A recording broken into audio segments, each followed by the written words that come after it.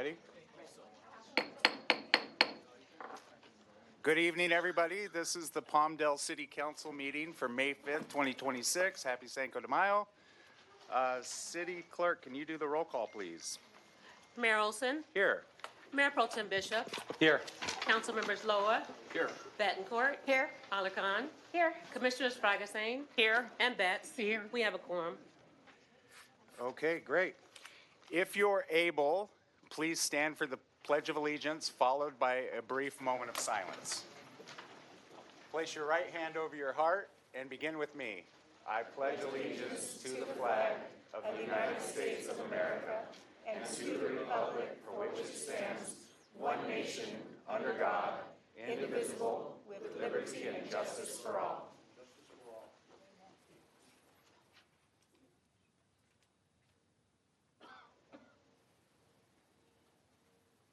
Thank you. City Clerk, could you please play the Public Code of Conduct? Ladies and gentlemen, may I please have your attention?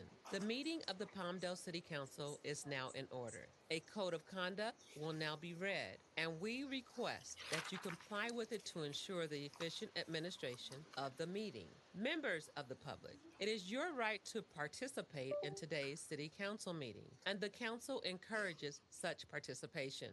However, the right of the public to address the council must be balanced with the need to ensure that public comment does not interfere with the orderly course of the council's business. All are reminded to abide by the following rules. Speakers must cease speaking immediately when their time has ended. Public comment on agenda items must relate to the subject matter of that item. General public comment is limited to subjects within the jurisdiction of the council. Public comment does not include the right to engage in a dialogue with council members or staff. Please remain respectful of the forum and refrain from uttering, writing, or displaying profane, personal, threatening, derogatory, demeaning, or other abusive statements towards the council, any member thereof, staff, or any other person. Members of the audience should be respectful of the views expressed by speakers, staff, and council members and may not excessively clap, cheer, whistle, or otherwise disrupt the orderly conduct of the meeting. Any person engaging in conduct that disrupts the meeting is subject to being removed from the council meeting. Finally, if you witness conduct or behavior by other members of the public that disrupts your ability to remain engaged or participate in this meeting, please notify city staff. Thank you for your cooperation. Okay, great. Thank you. Now that you know the rules, let's lighten it up with a cute critter video.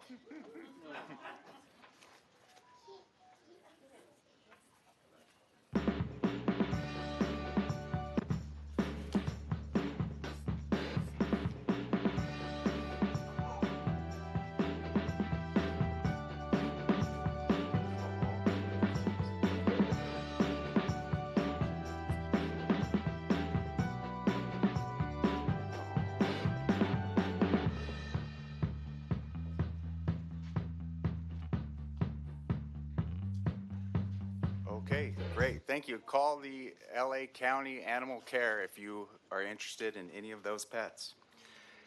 City Clerk, can we please acknowledge the observances for the month of May?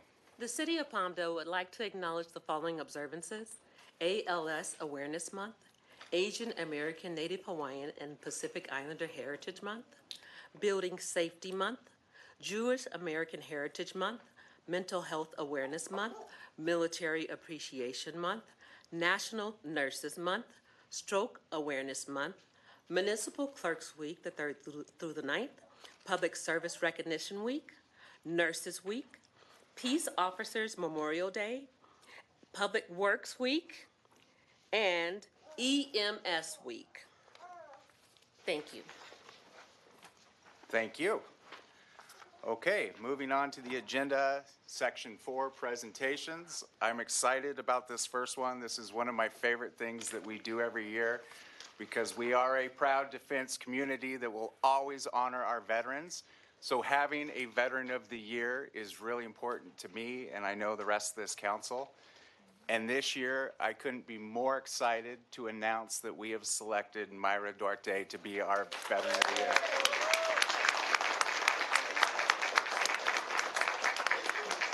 So I'm going to read this commendation, and then the entire council will join me down on the floor to present it to you and then to get a picture. So Myra served with distinction in the United States Air Force from 2003 to 2013, demonstrating unwavering dedication while fulfilling her vital responsibilities as a 2E653 cable antenna maintenance journeyman. Her technical expertise was vital to global communications, spanning from the installation of critical fiber networks at Tyndall Air Force Base? Tyndall Air Force Base, to the decommission of massive towers across Europe. As a specialized instructor at Kaplan Air Station, Germany, she led special technical aided rescue training, ensuring the safety and proficiency of her fellow airmen across Turkey, England, Portugal, Greece, Spain, and Italy. Wow, you got to travel a lot in that 10 years. Good for you. Myra answered the highest call of duty by serving in the Iraq campaign during the global war on terrorism, earning numerous honors, including the NATO Medal and Small Arms Marksmanship Award for her courage and commitment under pressure. After transitioning to civilian life in 2013, Myra began a new mission, one of tireless advocacy for the veteran community. She became a pillar of support, helping veterans navigate benefits and reintegration obstacles. She has generously lent her leadership to the vast array of organizations, including Vets for Vets, Coffee for Vets, Team Rubicon, and Women Vets on Point. Her reach extends beyond the veteran circles and into the heart of this community. She continues to lead by example, pursuing further education in recreation management to bridge the gap between wellness and the outdoors for veterans and local families alike, all while raising the next generation as a devoted aunt to 2 teenagers.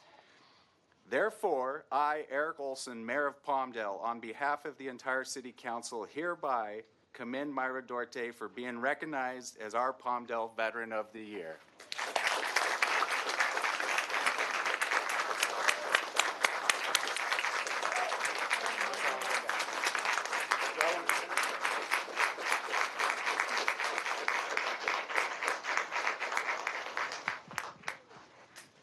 So this is for you. Congratulations. We're going to do a couple of quick pictures, and then if you want to say anything, the floor is all yours. If you don't want to say anything, just wink and I'll get you out of it. Okay, one more time for Myra.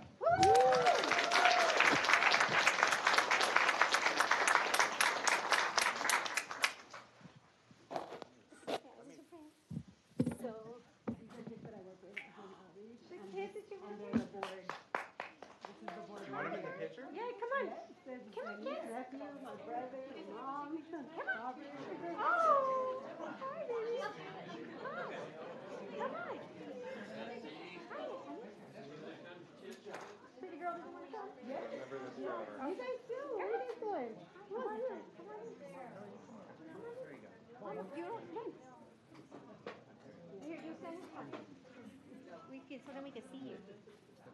Vente para acá. Aquí. Thank you. Ajá, perfecto. Oh, let me move this. Let me move this back. There we go. There you go.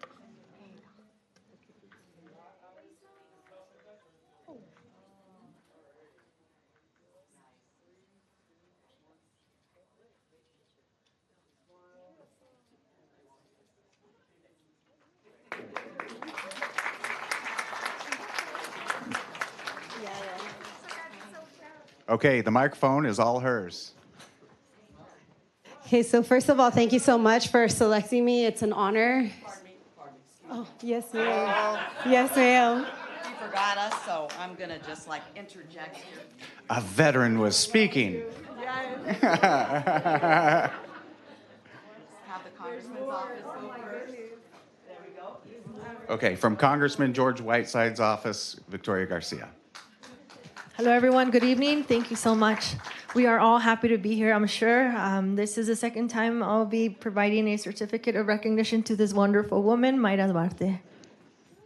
I'll take a minute to briefly read. Mayra.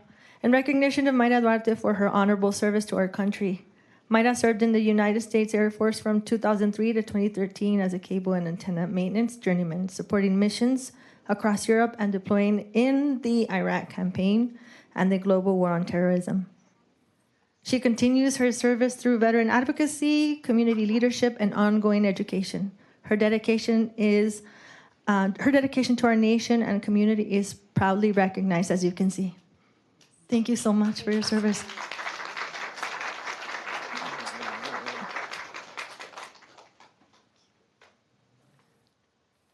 Okay. Seems like it was just a minute we were doing this. But truly, Mayra, so very proud of you. So very proud of you. So on behalf of State Senator Suzette Martinez Valladares, I would like to read this certificate of recognition. Is presented to Mayra Duarte, Air Force veteran, in recognition of your selection as the 2026 Tom Hilzendegger Veteran of the Year. Thank you for your commitment to our Antelope Valley veterans.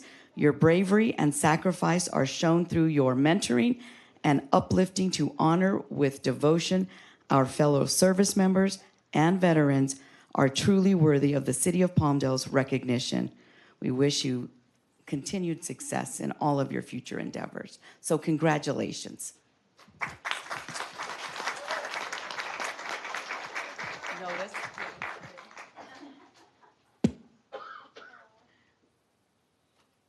Thank you. Hello, everybody. My name is Isla, and I'm a field representative for Assemblymember Juan Carrillo, who represents the 39th Assembly District. And on behalf of the Assemblymember, congratulations on being recognized today. And thank you so much for your commitment to our veteran community here in the Antelope Valley. And we wish you continued success in all your future endeavors. Congratulations. Sorry.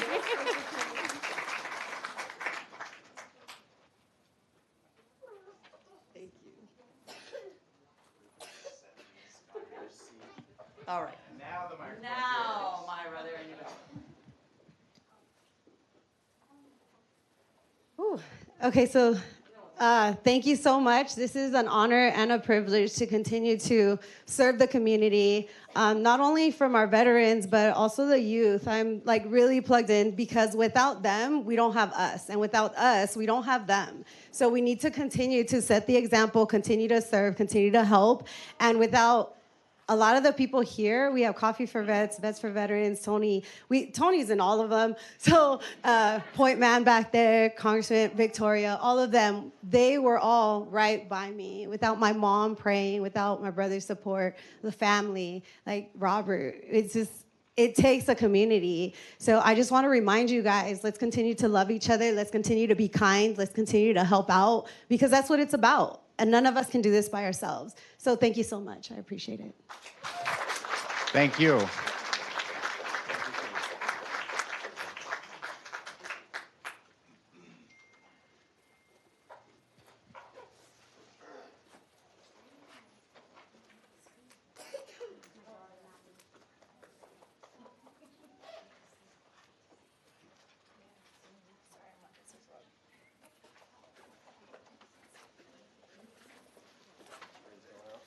Once a Veteran of the Year, always a Veteran of the Year, right, Tony? One last time for Mayra, everybody. Thank you. That's good. I'm glad he's doing well. Fred, our outgoing Veteran of the Year. Okay, item 4.2, I have a special request from Councilmember Betancourt. Would like to present this to Sophia Reyes. Oh, Sophia. I'm going to read it from here and then I'll come down. Sophia has been with us, what, 35 years? 30? Feels like 35 though, huh? All right. Whereas Sophia Reyes began her distinguished career with the City of Palmdale on January 2nd, 1996, as an accountant in the Finance Department, demonstrating exceptional dedication, professionalism, and commitment to public service. And whereas through her strong work ethic and expertise, Sophia advanced to senior accountant before transitioning to the Housing Division in 2016, continuing to make a lasting impact. And whereas Sophia's leadership and vision led to her appointment as Director of Neighborhood Services in April of 2023, and subsequently as Director of Housing on July 1st, 2024, where she faithfully served until her retirement, which is officially today? April 30th, okay. And whereas during her tenure, Sophia played a vital role in the development and completion of numerous affordable housing initiatives, including multifamily and single-family residential projects, significantly expanding housing opportunities for Palmdale residents. And whereas Sophia contributed to the creation and enhancement of focused neighborhoods, neighborhood houses, community gardens, and rehabilitation programs that improved hundreds of homes throughout the community. And whereas Sophia was instrumental in administering rental assistance programs, supporting efforts to open a winter shelter, and expanding critical services for residents in need. Her leadership was key in developing the city's initial homeless strategic plan and several related programs. And whereas after 30 years of exemplary service, Sophia Reyes leaves a lasting legacy of compassion, leadership, and meaningful contributions that have greatly benefited the City of Palmdale and its residents. Now, therefore, I, Eric Olson, Mayor of Palmdale, on behalf of the entire City Council, hereby commend Sophia Reyes for her outstanding 30 years of service. We extend our sincere gratitude and best wishes for fulfilling and well-deserved retirement. Presented to you this day, the 5th of May, 2026.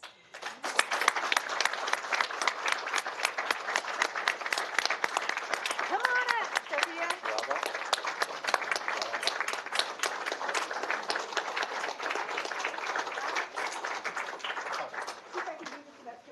I got you. Let me carry this.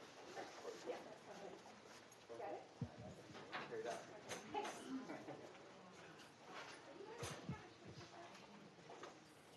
All right, so you got your mic handy. Good, good, good. Yep.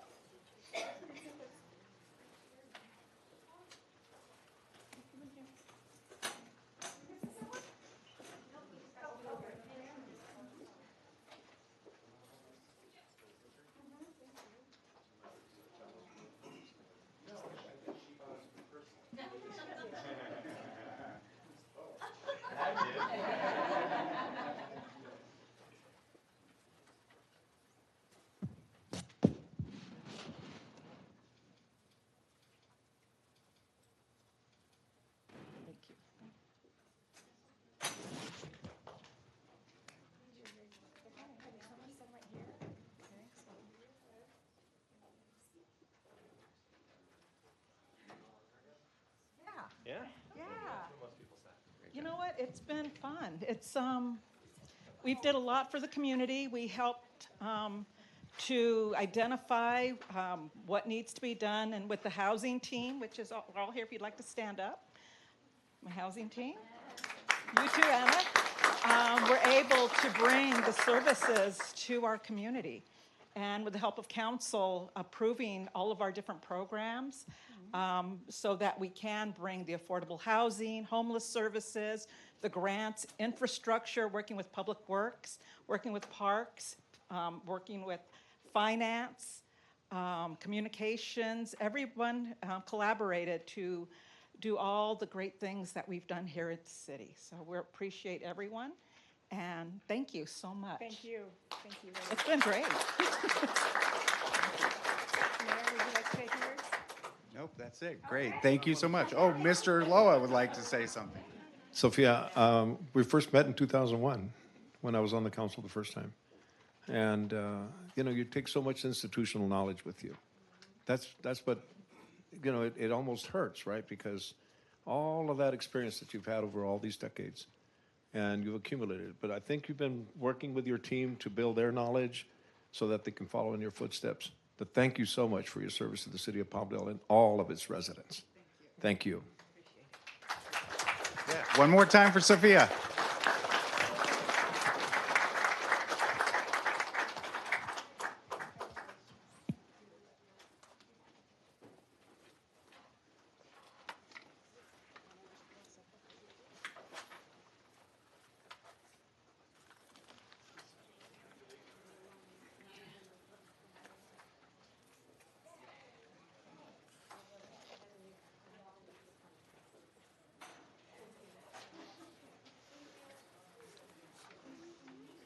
You got it there quick.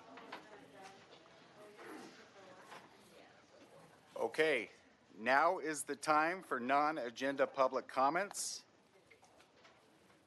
If you're here for any item not on the agenda, but still must be within the purview of the city. Do we have any speakers? Yes, Mayor and Council. We have Sandy Carpenter.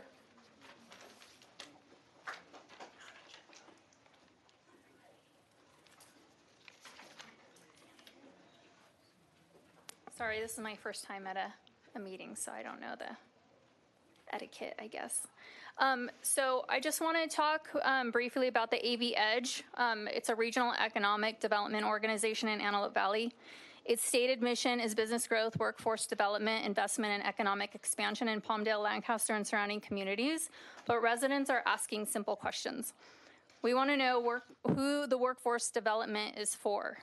City records and public discussion have raised concerns about taxpayer money sent to AV Edge and what Palmdale residents received in return. According to payment records presented by community members, Palmdale approved nearly $300,000 in taxpayer money to this organization. Residents deserve answers. We want to know why Eric Olson, Richard Loa, Austin Bishop, and Laura Bentecourt support these payments. Where's the public report showing measurable results? Where are the verified jobs created in Palmdale? Where are the businesses brought into the city? Where is the proof this money directly benefited Palmdale residents? Public money is not a gift. It's not political currency. It belongs to the people of Palmdale. Every dollar should produce a visible public benefit. Now let's talk about the $10 million question. The city of Palmdale committed $10 million connected to its taxpayers towards a project in Lancaster. $7.5 million came from Palmdale's general fund, money intended for roads, public safety, and essential city services. Another $2.5 million came from federal ARPA funds intended for local recovery and community support after COVID.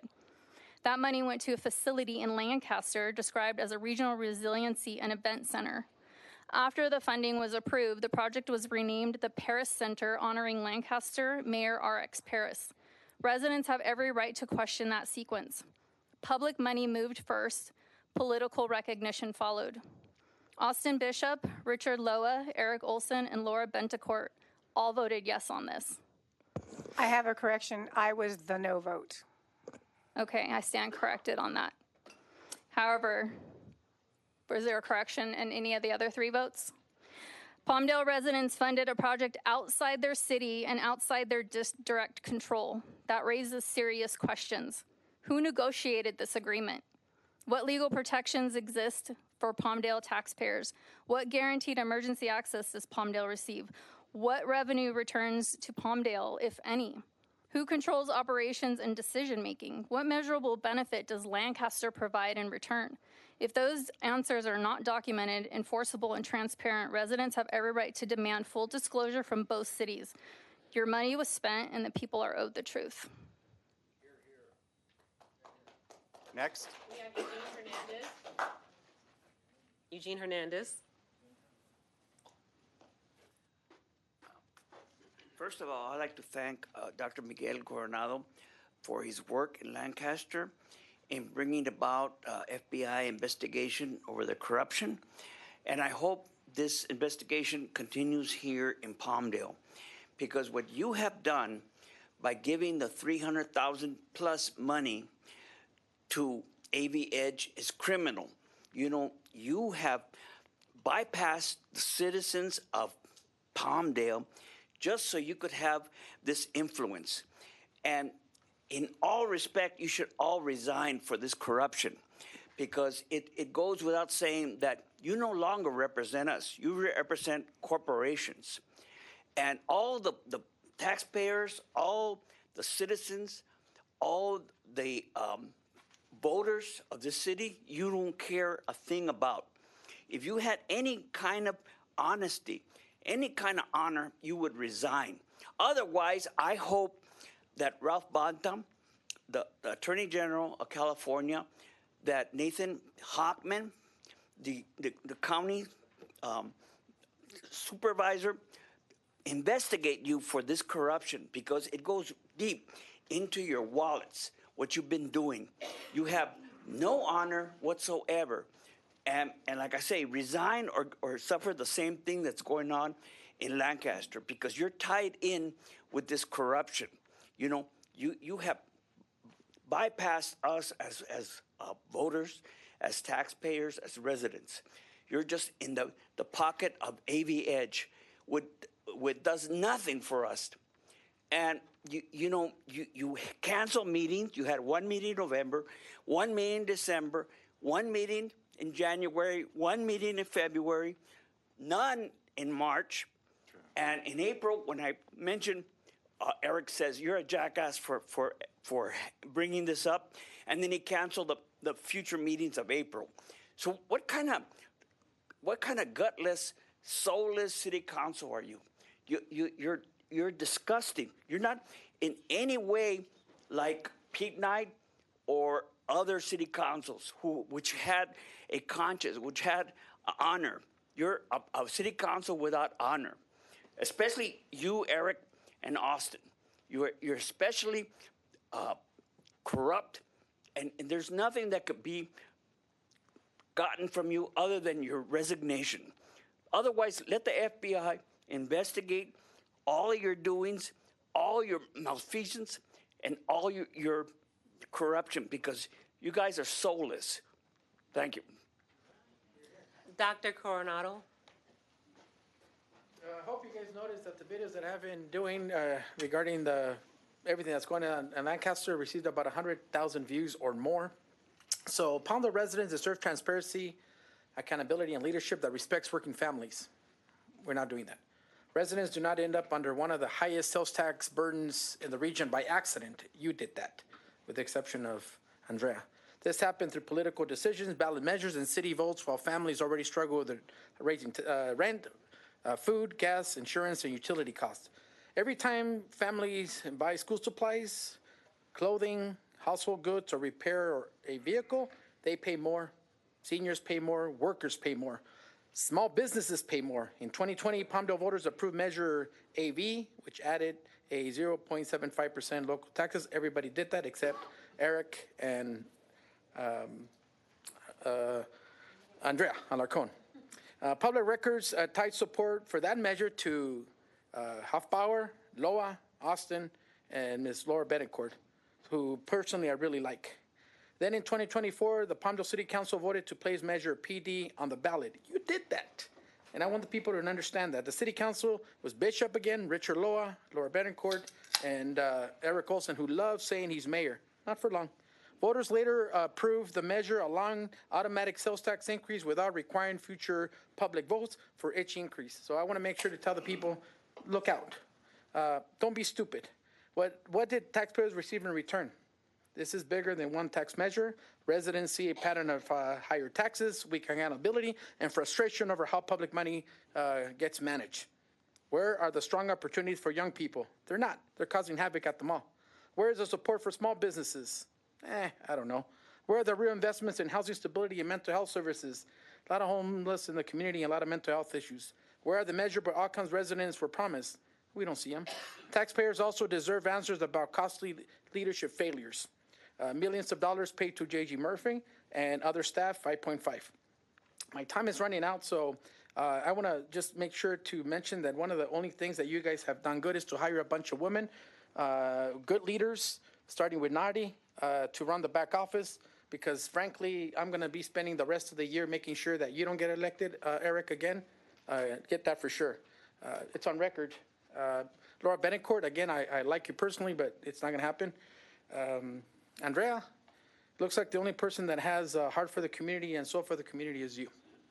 You prove it, you show it. Now, some people may agree with me, or not agree with me, but that's one reason that I'm not saying anything negative about you, because at the end of the day, I know that you have the heart for community. And I appreciate that about you. And we might get into little arguments here and there on the phone, but you're doing a great job. The rest of you, he said it. You were right. Next. We have Baman Tamjidi. Hi. I own a piece of land in Palmdale, and I bought it many years ago.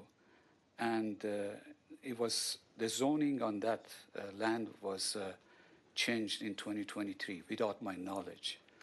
So I came to the city asking why this was done without even me being notified. So they told me it's been in the website, there's been things that I could have probably looked up or whatever, and it's city's regulations or whatever that, whatever they are doing, they're doing it by their code or whatever it is.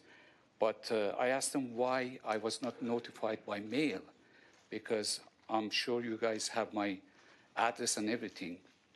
I remember like about a year ago when my land was trashed, they sent me a violation and they asked me to clean up the land, which I did. And I had to spend, I don't know, probably over $1,000 or so. So for things like that, the city is very good.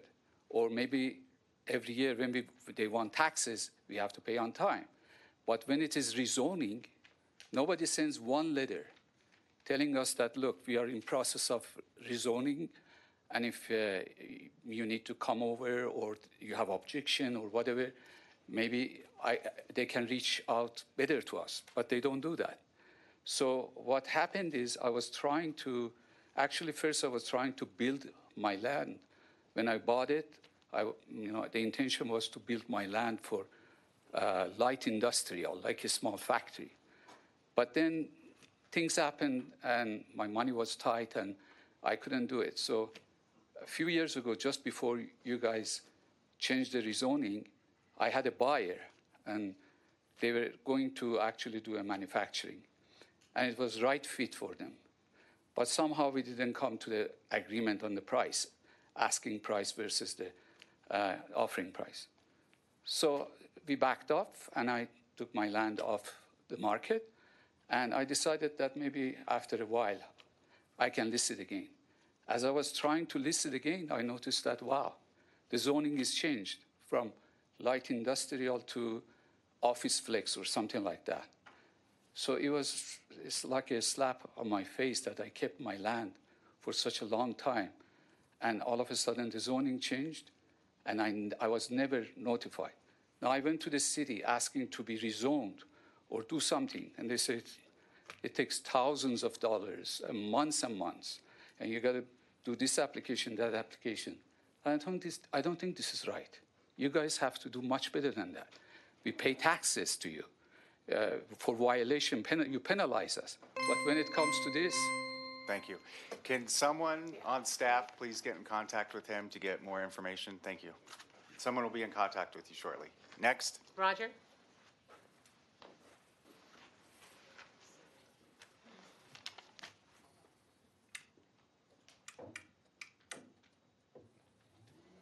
There we go. Going up. Well, everybody else who speaks has really important things to say. Unfortunately, I do not, but I'm up here anyway. Of course, I want to continue to complain about the K-rails at Arnie Quinones Park because it makes it really difficult to load and unload the dogs now. It was so handy before. It was like my favorite place. But, you know, I had formerly thought that our relationship was quite collegial. But now it seems to have turned adversarial. What's going on here? Well, thanks for your time. Thank you. Next speaker. We have Miss Shelley Benitez.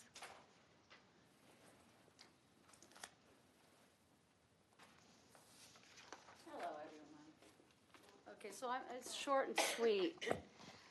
Short and sweet. Okay, well, I'm always complaining about the 11.25% tax, which is the highest in the nation.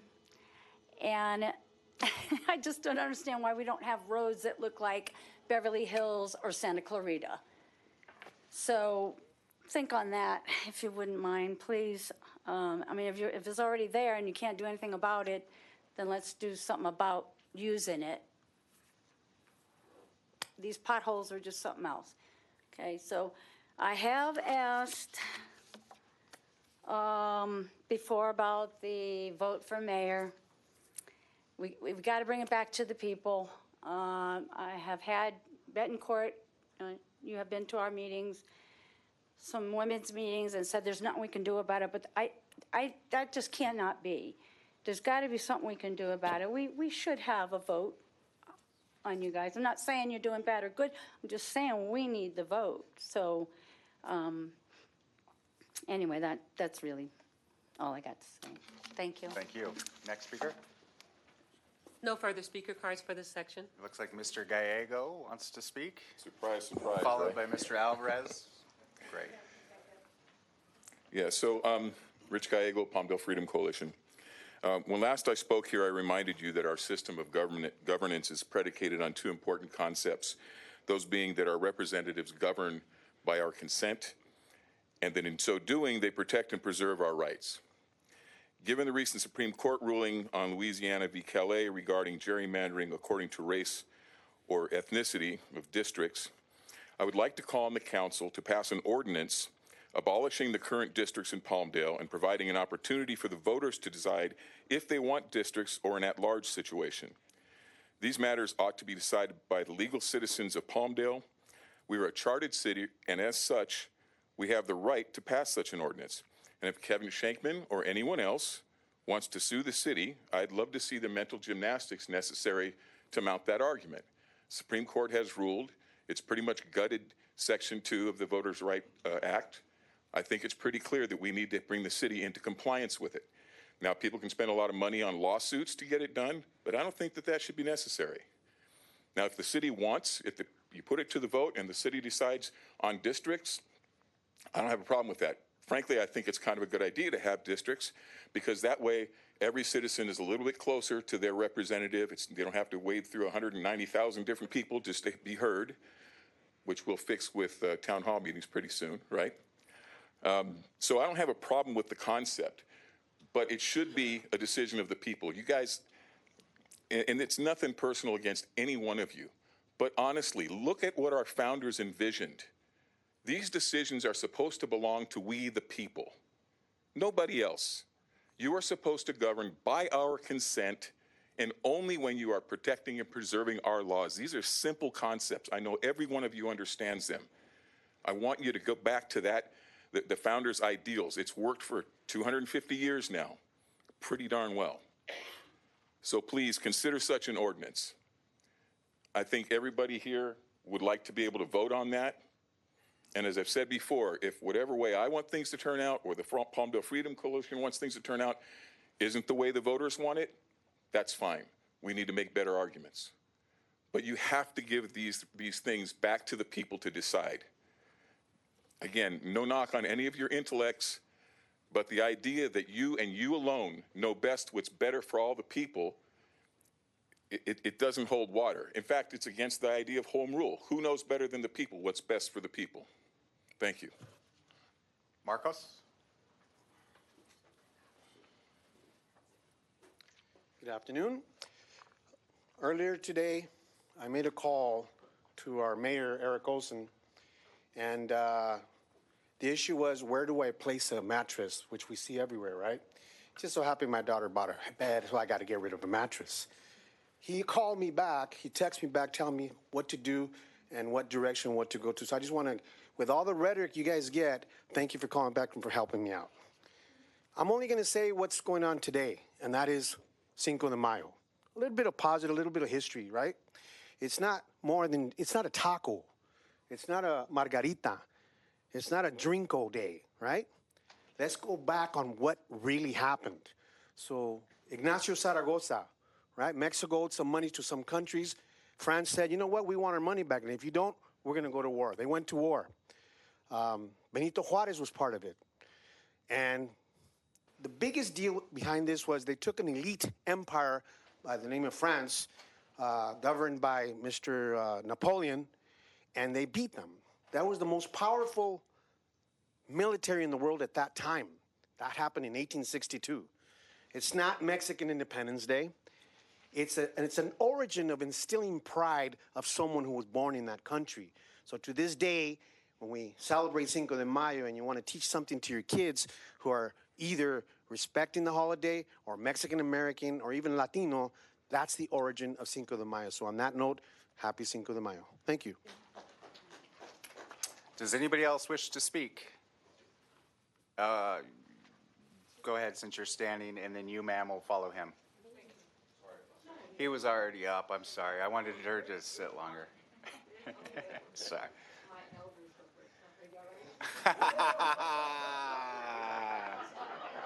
Shots fired. Yeah, both sides of the aisle are apparently hitting you guys pretty hard. Miss Alarcon, you shouldn't get away with it. Nobody's banged on you real bad. You should have done more to challenge the AV deal where you guys gave it $300,000. I want to get to something else, though.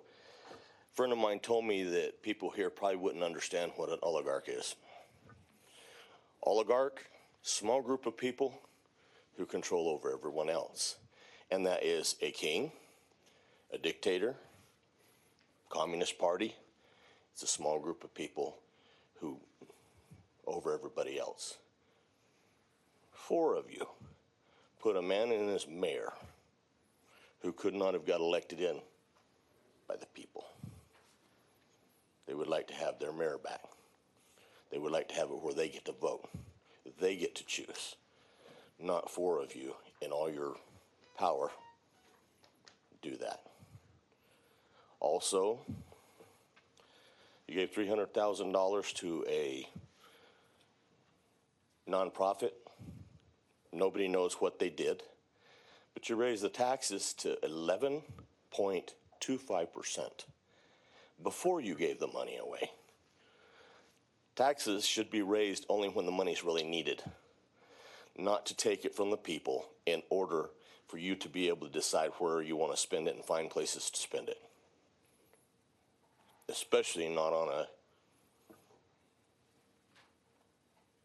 company that probably goes to Vegas and has meetings. I know unions do that. I know my union did that. Took tons of money, went over to Vegas, and had a big union meeting. Of course, it was an excuse to go over, gamble, and get drunk. Kind of think maybe that's what AV Edge is. You guys don't know. I can't go look it up and find out. Maybe we should know where the money is. Thank you very much.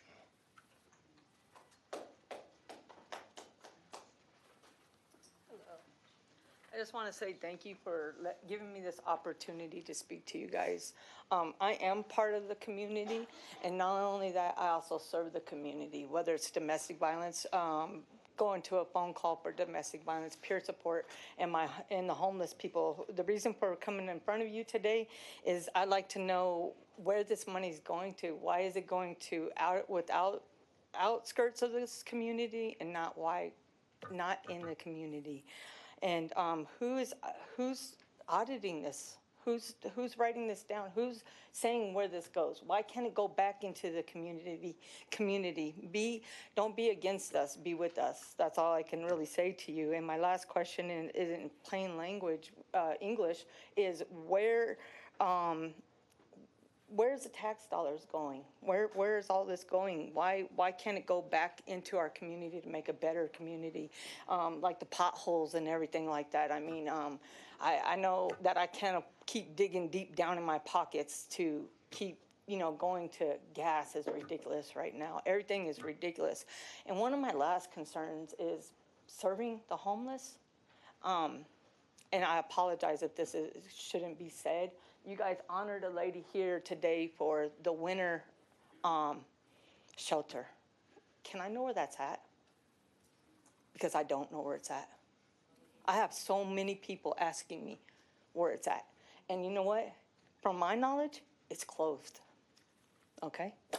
Thank you. Yeah, is someone from staff get in contact with you real quick to let her know that information? Mr. Maldonado, you want to speak? Yeah, if you don't mind. I don't mind. This is your time. Well, thank you. I appreciate it. We'll even reset the clock. There you go. And I'm glad you guys didn't set it and get it going before I walked up. And I'm glad you guys didn't mock me as I walked up. Anyways, I have a lot of people. I'm in the community a lot. I've been a public servant at Antelope Valley for a long time. But lately, I've had a lot of people talk to me about the tax thing. And they're complaining about not being able to put enough groceries in their refrigerator. And they're worried about keeping their mortgage paid, keeping the electricity on, and this and that. And they're always asking me, why did this 11.25 thing happen? And I says, you know what, it happened. Maybe people just didn't understand what was being voted on, but I think it probably could have been delivered a little bit differently, possibly. And if it couldn't be delivered a little bit differently, I think that somehow, some way, there should have been some type of a town council meeting, maybe in each district, to explain why it was happening and, you know, what the pros and the cons were, and be truthful about it. I'm not saying that there wasn't any truth to it, but a lot of them, you know, people are saying that they probably felt a little misled. I don't know. That's coming from them. There's still a lot of people that want to bring business into Palmdale. And one of the businesses is, why is it that Lancaster is able to have smoke shops? And there's people here that want to bring a smoke shop or even a restaurant with some type of a smoke area in there for people who want to come in and maybe do a hookah that's legal, you know, that they want to be able to bring some tax dollars into Palmdale. And they're asking me, and I said, I can't give you that. I don't sit on the dais up here. I can't tell you what's happening. I'm not an employee with the city. I can't tell you what's happening. I would like to sit down with Sal Mendez, though.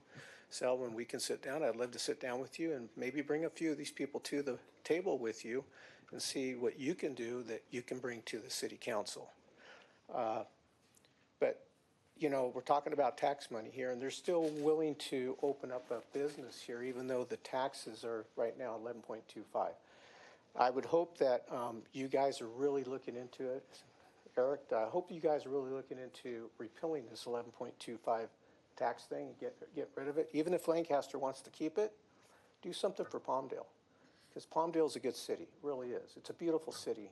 And, you know, when I come down the 14 freeway and I look into the valley, I look at Palmdale, I look at Lancaster, and I was like, wow, Palmdale looks really nice.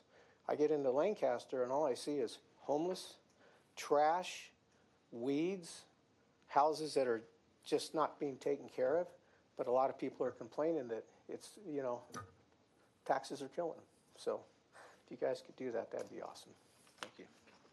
Anyone else wish to speak? Mr. Murphy. Haven't seen everybody for a long time. I think you guys need a smile, so I'm here to bring a little one to you. I'm in my 10th year of Music and Kids here with you. I'm also very proud to say that I'm working with the school district now for after-school programs. And though I'm listening to everybody on both sides here, I'm sure that every one of them could pull a little something out of me that would make me a little crazy. But I want to say thank you for allowing me to be here. I've been, you know, it's been a pleasure. I hope it continues to be a pleasure. You know, I'll be 71 next week, and I'm holding on, and I'm not giving up. And I just want to say that some of what's happened has really benefited the kids in this district, and I really in Palmdale, and I really appreciate it. So thank you. Thank you. Anyone else? Okay, we are now closing non-agenda public comment. I think a lot of things were raised, a lot of concerns were raised, and I think it's our goal to be as transparent as possible We will put out all the information in the appropriate way at the appropriate time, which should be very shortly. It's no secret that there's an investigation going on outside of this city, but I invite them in. Come take a look. We want to be as transparent as possible. On the sales tax, I told you a couple months ago that we were looking at potential options. The problem is, on this primary ballot, the county has Measure ER, another 0.5% that we have to fight off, and we have to fight it off now because that election's in less than a month. There's current legislation through the Assembly right now to authorize them another 0.5% on special tax. So we're looking to defend incoming taxes at this moment, and I think that that's the fight that we need to take on right away, and we're going to need your help to do that. So I think that we all want to be as transparent as possible. We all want good things for this city. The streets, I hope everybody got to see the pothole truck parked outside. Those are the types of things we are doing with Measure PD, which passed by the voter at a 10% margin.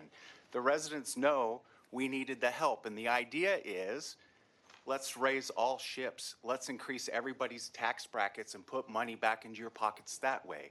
I agree that 11.25 is way too high, but if we don't start fighting now, we might be looking at 12.25. So that's all I have to say about that. If anybody else wants to say anything, I don't know if this is appropriate. Go ahead. Thank you.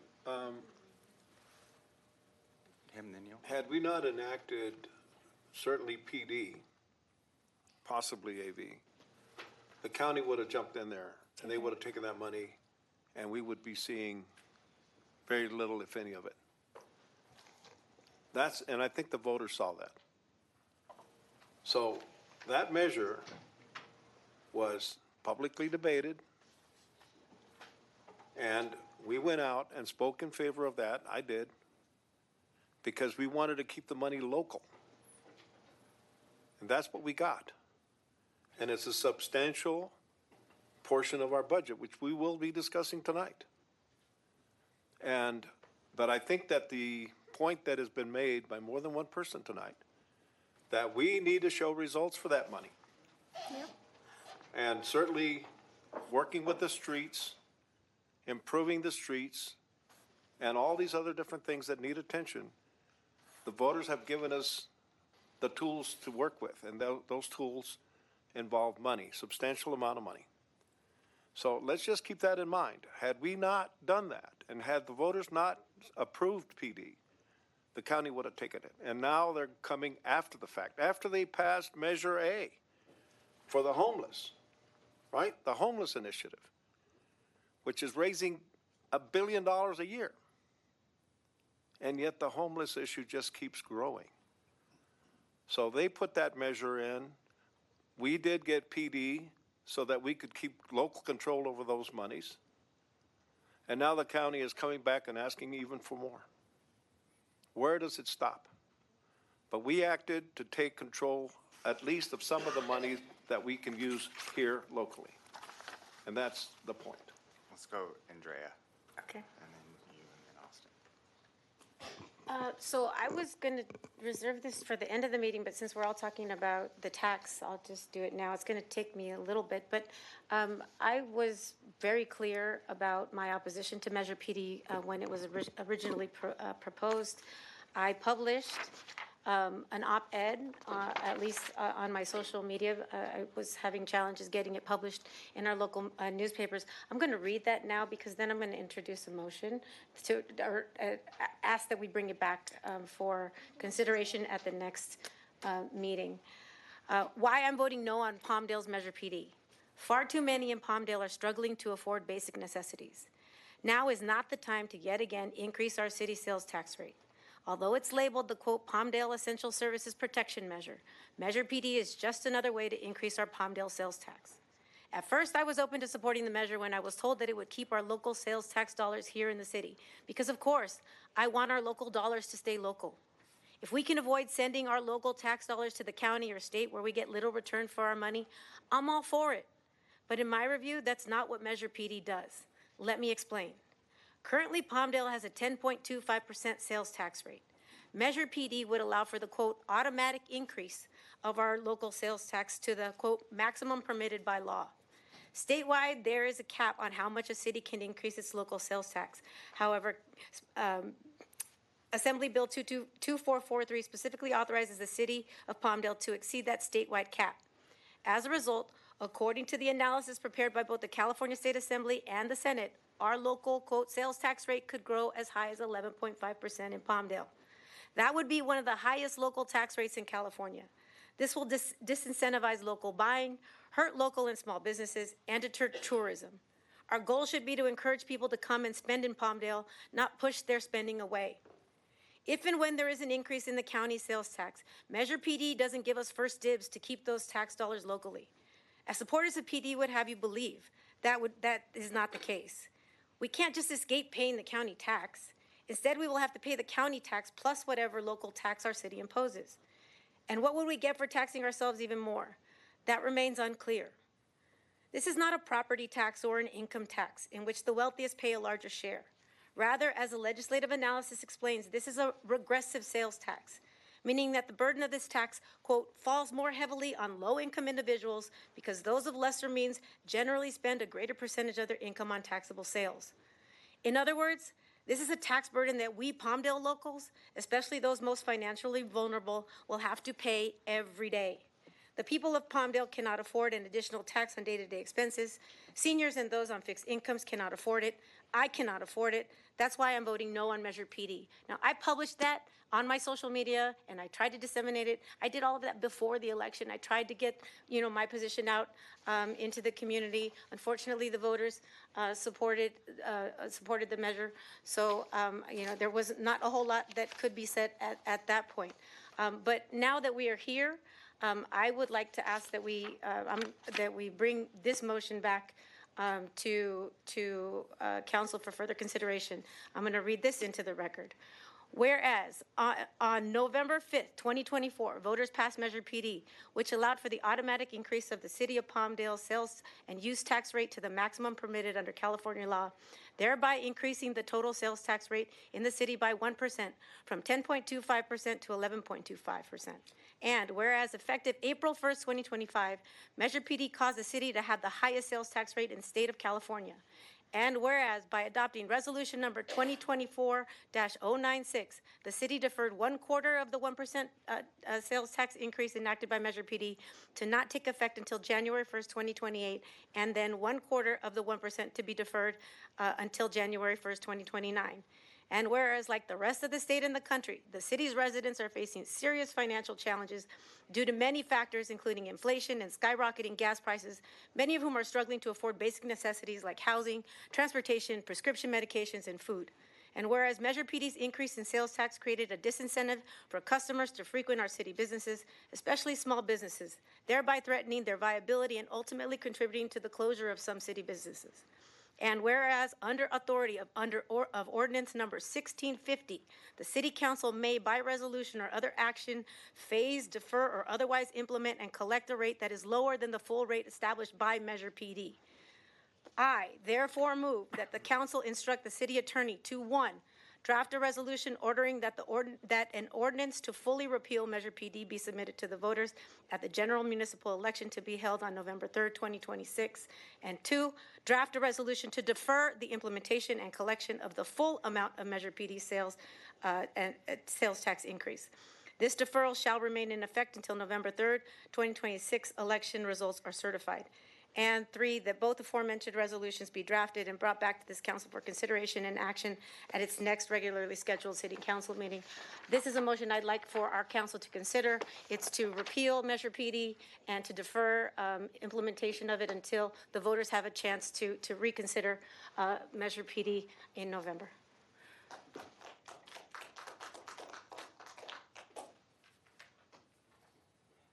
I might. So we don't have to like discuss it substantively now. It's just requesting that it be added to a future agenda. Then we can fully discuss it. I'll second that motion. Thank you, Councilmember Betancourt. Hold on. The timing of this is extremely important because the voters countywide are about to decide on Measure ER to add another 0.5%. I don't want to consider repealing PD if that opens up more of the cap. I think that if the voters vote no, great, no problem. Let's have this conversation. If they vote yes, we might need it as a tool for litigation to try to stop the implementation. I think the timing, I think the idea is good, the timing's wrong until we know how it's going to play out at the state with AB 1764 and at the county with Measure ER. Okay, well, if you don't want to discuss it at a future council meeting, you can vote no, but I have I'm just saying the timing of it is important. Which meeting? I get it and I respect your position, but I'm just asking that we take this up at a future council meeting, take this motion up for consideration for further discussion. So that's my motion is to just bring it back. To touch base on this, I would absolutely love to lower taxes in the city of Palmdale.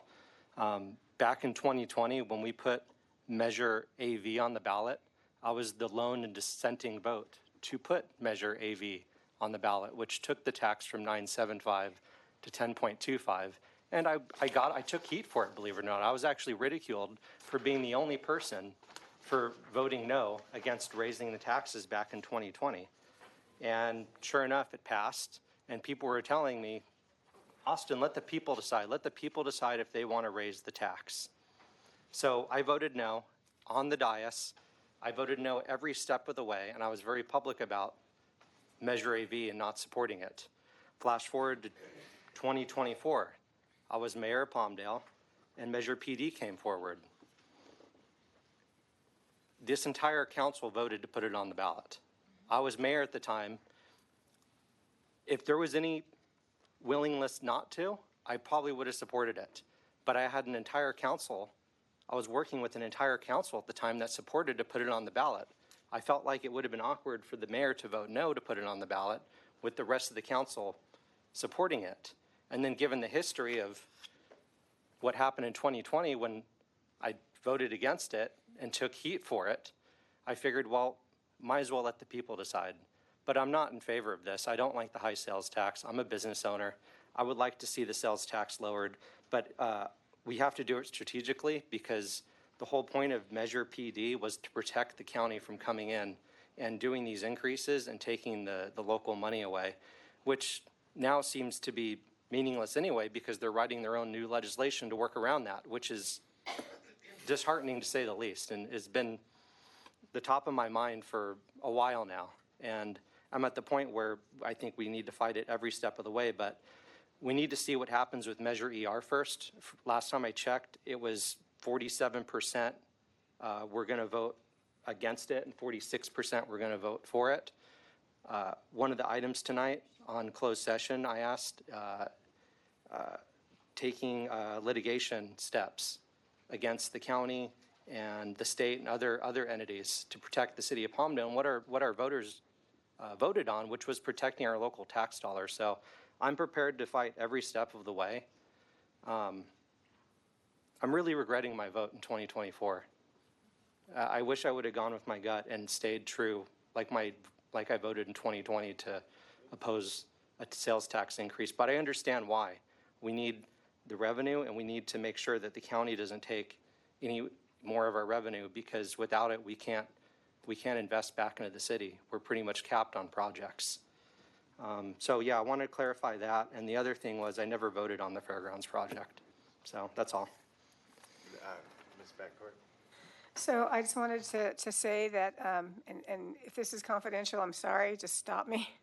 I had a meeting yesterday with HDL out of Humboldt County regarding the possible tax benefits for storefront cannabis. Mr. Lowe was in the meeting with me. And we need to talk about the social impacts of what that might do to our community. So it is something that's being considered, even though we don't talk about it openly because we haven't decided anything. But I just wanted you to know that these are things that we are looking into as a council, and it just takes some time to get it processed and get all the answers. They came with half an answer, and now they have to bring us the rest of the answers. So. No, sorry, we can't do The other audience thing I wanted to participation say, right now. was that confidential? I'm sorry. Am I in trouble? Sorry. And the other thing I want to say was that Andrea and I have repeatedly demanded accountability from AV Edge. She and I both have been strong, fierce fighters trying to get the data out of that organization. And I think that they may have walked a line or crossed a line, and we'll have to see what happens with that. So I just wanted to let you know that Andrea and I have both repeatedly asked for information from AV Edge. Okay. If anybody wants a copy, just FYI, if anybody wants a copy of my motion, it's there. Okay. So we have a motion and a second on the table. I'm going to make an alternative And motion. that's simply to bring it back for discussion.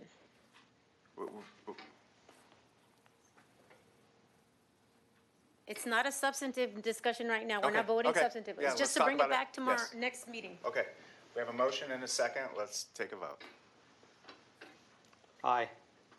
Oh, all in favor say aye. Aye. Anyone opposed? I was looking for the computers and I forgot I killed that. Thank No you. more computers. Okay, that passes unanimously. Thank you. We'll move on to the Housing Authority consent calendar. Oh, wait, Mayor, I'm members sorry. of the- Before we do that, are there any items to pull from this agenda? Yes, Mayor, members of the City Council, staff would like to pull item 7.9, 7.10, and 9.3 to bring at a future date. Okay, 7.9, 7.10, and 9.3. Okay, Hold on, wait, say it again, hold on. You said seven what? 7.9, 7.10, and 9.3. 7:10. Okay, those items can get out of here. 9:3. Got it. Okay. Does any council members have any items they'd like to pull on the housing consent calendar, which is only one thing, so I can't imagine you would? Well, there's just one that I think we ought to talk about a little bit, and that would be 917. Wait, we're still on the housing consent calendar. We Can I haven't- make a motion? Yeah. Yeah, I don't- There's only one item, Sorry, nobody's pulled it, so. I misspoke, it's 7.17. Okay. The resolution regarding the general election. I know, let's, before we take do a step that, back. let's take the vote on the housing consent calendar. Nobody wishes to pull item 6.1, so let's So we have a motion by. Make a call for motion. public comment, and we got to call public comment on it, though. Okay. Public comment on 6.1, do we have any cards? Does anybody wish to speak on 6.1? Nope, moving on, okay. I'll make a motion to approve item Got a motion? 6.1. I'll second. All right, we've got a motion, and a second. All in favor, say aye. Aye. Anyone opposed? Passes unanimously. Okay, for the consent calendar, does any council member wish to pull an item for discussion? 7.17. 7.17. Got it. Any others? And then 7.6 and 7.7, please. 7.6 and 7.7. Anything else? And 7, 9, and 10 were pulled, right? Yes. Got it. Okay, I will listen for a motion for 7.1, 7.2, 7.3, 7.4, 7.5, 7.8, 7.11, 7.12, 7.13, 7.14, 7.15, and 7.16 all together. Move to approve. And 7.18, I'm sorry, I'm adding that one in. Move to approve. Okay, Second. we have a motion and a second. All in favor, say aye. Aye.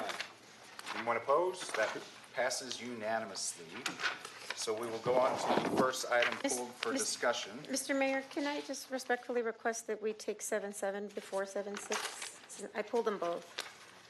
I just want to do the happy news first. Yep. Let's hear 7.7 then. Can we get a staff report on 7.7, please?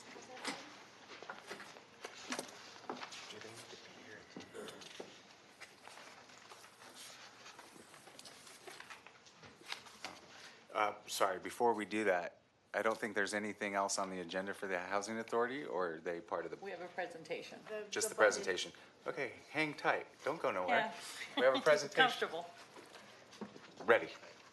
Good evening, Mayor, Mayor Pro Tem, City Council members. This item before you, 7.7, is to approve a construction agreement with RG Engineering Incorporated for McAdams Park Improvement Project for $8,048,897, which includes a 10% contingency. The project includes new landscaping, new building, new buildings, which is the restroom concession stand, and also a storage building, parking lot improvements, walkway, baseball field lighting, and new monument sign. This project duration will be approximately 1 year. We sent out bids back in February. We received 9 bids back in March 24th. RG General Engineering was the lowest responsible bidder. The project funding for this project is Measure AB. That concludes my presentation. Answer any questions you may have. Thank you so much for your presentation. I pulled this item because I'm so proud of it, and I want to thank you for bringing it forward at this juncture, and for everybody who was involved in bringing this forward. It's been 3.5 years of me fighting, and I know you guys got tired of it. I'll pick those up later. I know you guys got tired of me, sort of singing the same tune, but I was really fighting for my district's fair share. I've got one park in my district, McAdam Park. It hadn't had any renovations in its life cycle, and so this overall, this is an $8 million project. This contract is $8 million, but overall is a total of slightly over $11 million of improvements to McAdam Park, and it's going to be transformative. When I went there before, I talk about the snack bar, right? We didn't even have it. We don't even have a snack bar on our side of the city. The moms, when I first got elected, moms would be dragging plastic tables, the folding tables with coolers full of Capri Suns and snacks for their kids, and they would have a makeshift little snack bar. Now they're going to have brand new restrooms, brand new concessions, new fields, new lighting, a new garden. There's going to be art installations, pedestrian pathways. It's going to be phenomenal, and so I'm so excited about it, and I'm really appreciative for staff for bringing it forward. I did have one just sort of technical issue with the documents that were presented to us in our packages. We are governed by, well, at least we entered into an agreement with the building trades, the community workforce agreement, otherwise referenced as the CWA. As part of our CWA, any contracts over $750,000 are mandatorily governed by that. And what our CWA does is has a goal of a 30% threshold for mandated local hire, veteran hire, and hire of those who have completed the apprenticeship program. So it's really, really important that all of our contracts that are subject to it, that we make sure that we follow through. So in order for us to be able to hold our contractors and the subcontractors accountable and to that CWA, they have to sign what's called the letter of assent. It's attachment A to our CWA, and we require that every contractor sign that. So what I'm referencing is our letter of assent for this contract. It says it's not the proper letter. I just want to, and it's only for the prime contractor. It doesn't there are no letters for the subs. There are 8 subs on this contract. I want to make sure that the letter of assent for the prime is corrected, and that we then get subsequent letters of assent for our 8 subs. Correct. So right now it's acknowledging that this project is CWA required. The subcontractors are required to sign on when they do a pre-construction meeting with our labor compliance officer, all the subs in the prime, and that's when they start acknowledging their participation on the project. So they may have subs listed, but the union has an opportunity to take on those work for themselves. And that's Right. when the letter of assent is signed at that time. Right, the letter in here is not the right one. They signed a letter, but it has the wrong information in it. We'll correct that. Thank you. Okay, and then just for the subs, we can get their letters if and when we cross that bridge. But thank you again. So with that, I'd move to approve item 7.7. Thank you. I'll second it. We got a motion and a second from Mr. Loa. All in favor, say aye. Aye. Anyone opposed? Passes unanimously. Thank you so much. So now we're doing 7.6. Congratulations, Andrea. Thank you. Not to be, to the residents of Council District 5. It's a long time coming. Okay, so 7.6. 7.6. This next item is for an approval agreement with Wildan Engineering for construction management services for a total not to exceed amount of $877,190. This is for the 45th Street Sewer Storm Drain and Street Improvement Project. This project is to put in new storm drains between Avenue R8 and R, new sewer main between R and S, and new roadway pavement between R and S. This project was, this RFQ was released back in December 11th. We received proposals on the 15th, and Wildan was ranked highest overall based on qualification. And the funding for this professional service would be sewer, drainage, and Measure M local funds. That concludes my presentation. Answer any questions you may have. Yeah, thank you for that. My questions and my concern here isn't really the substance of the contract. The work we need to do, I think everybody agrees. My concern here, and maybe I'm completely off base, but my concern here is the pattern of awarding contracts to this contractor.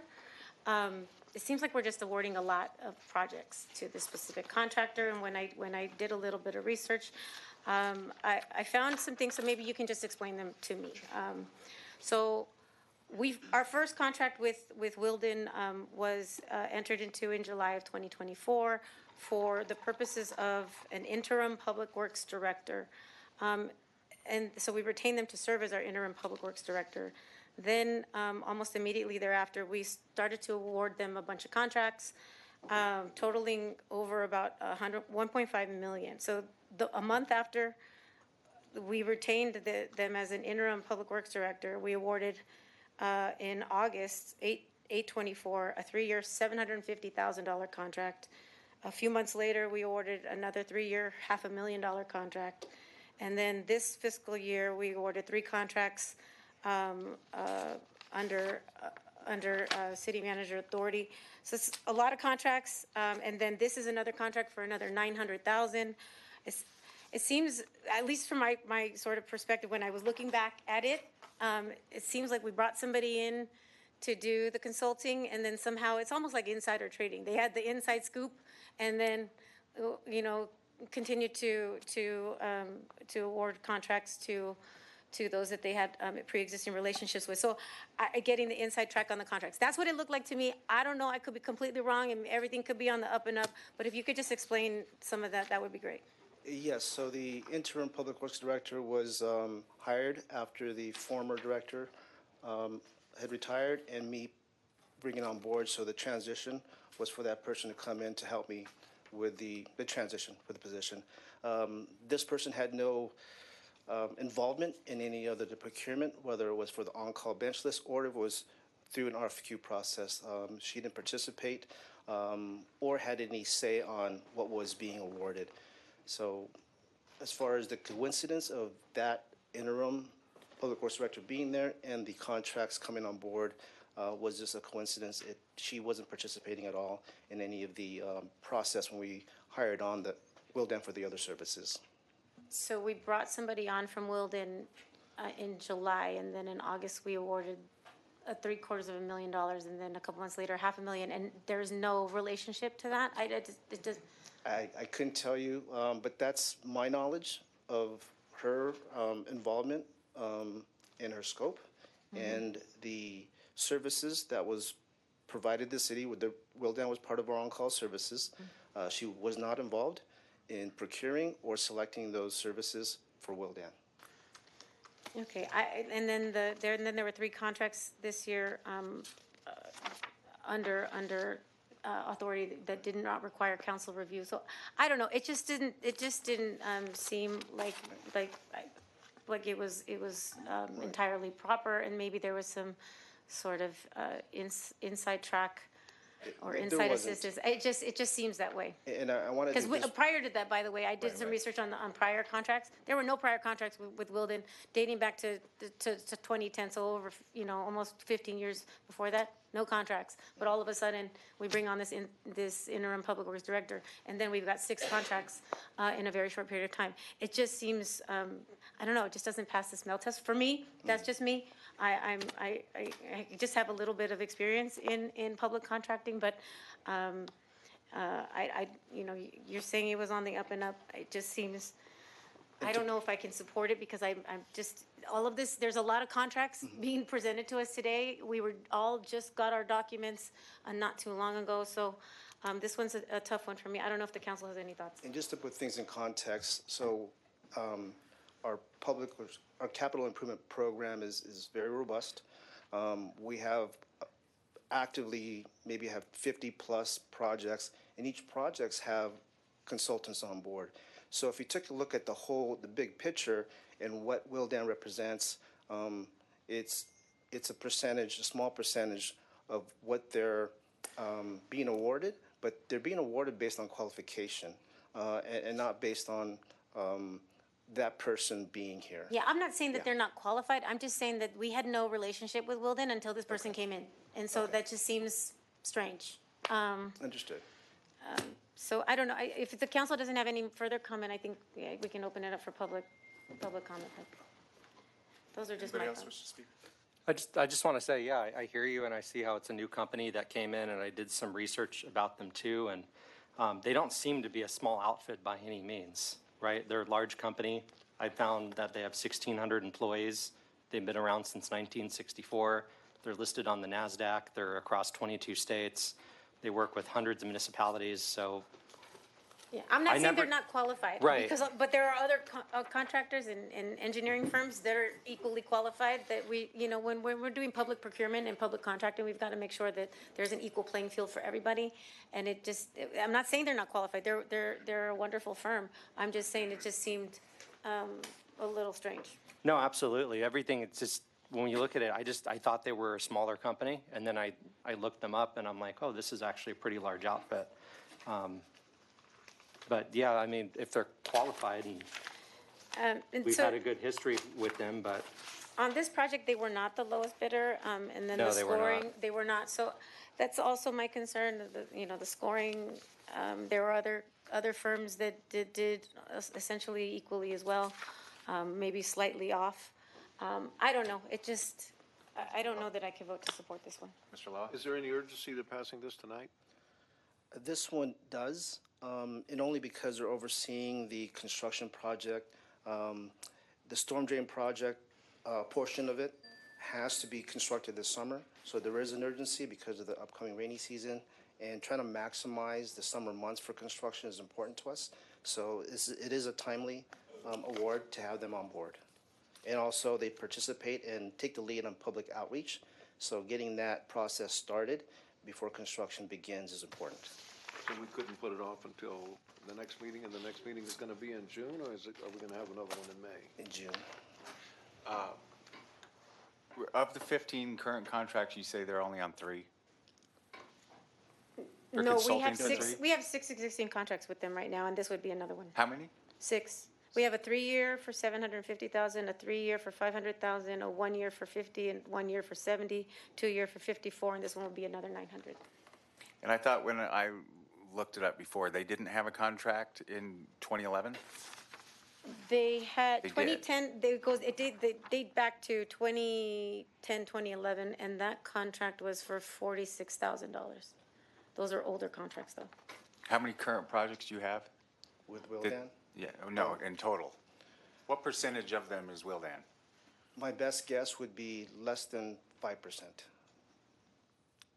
So- Of all the professional services I just want to contract we say, have. for me, in light of what's happening across the nation with Minnesota fraud and the hospice fraud in Los Angeles, I think we're all hypersensitive to anything that looks funny, smells funny, or tastes funny. And I think that we need to have things in place to catch that kind of activity way before it gets too far. So the concerns are valid because of what we're seeing nationwide and in Los Angeles County.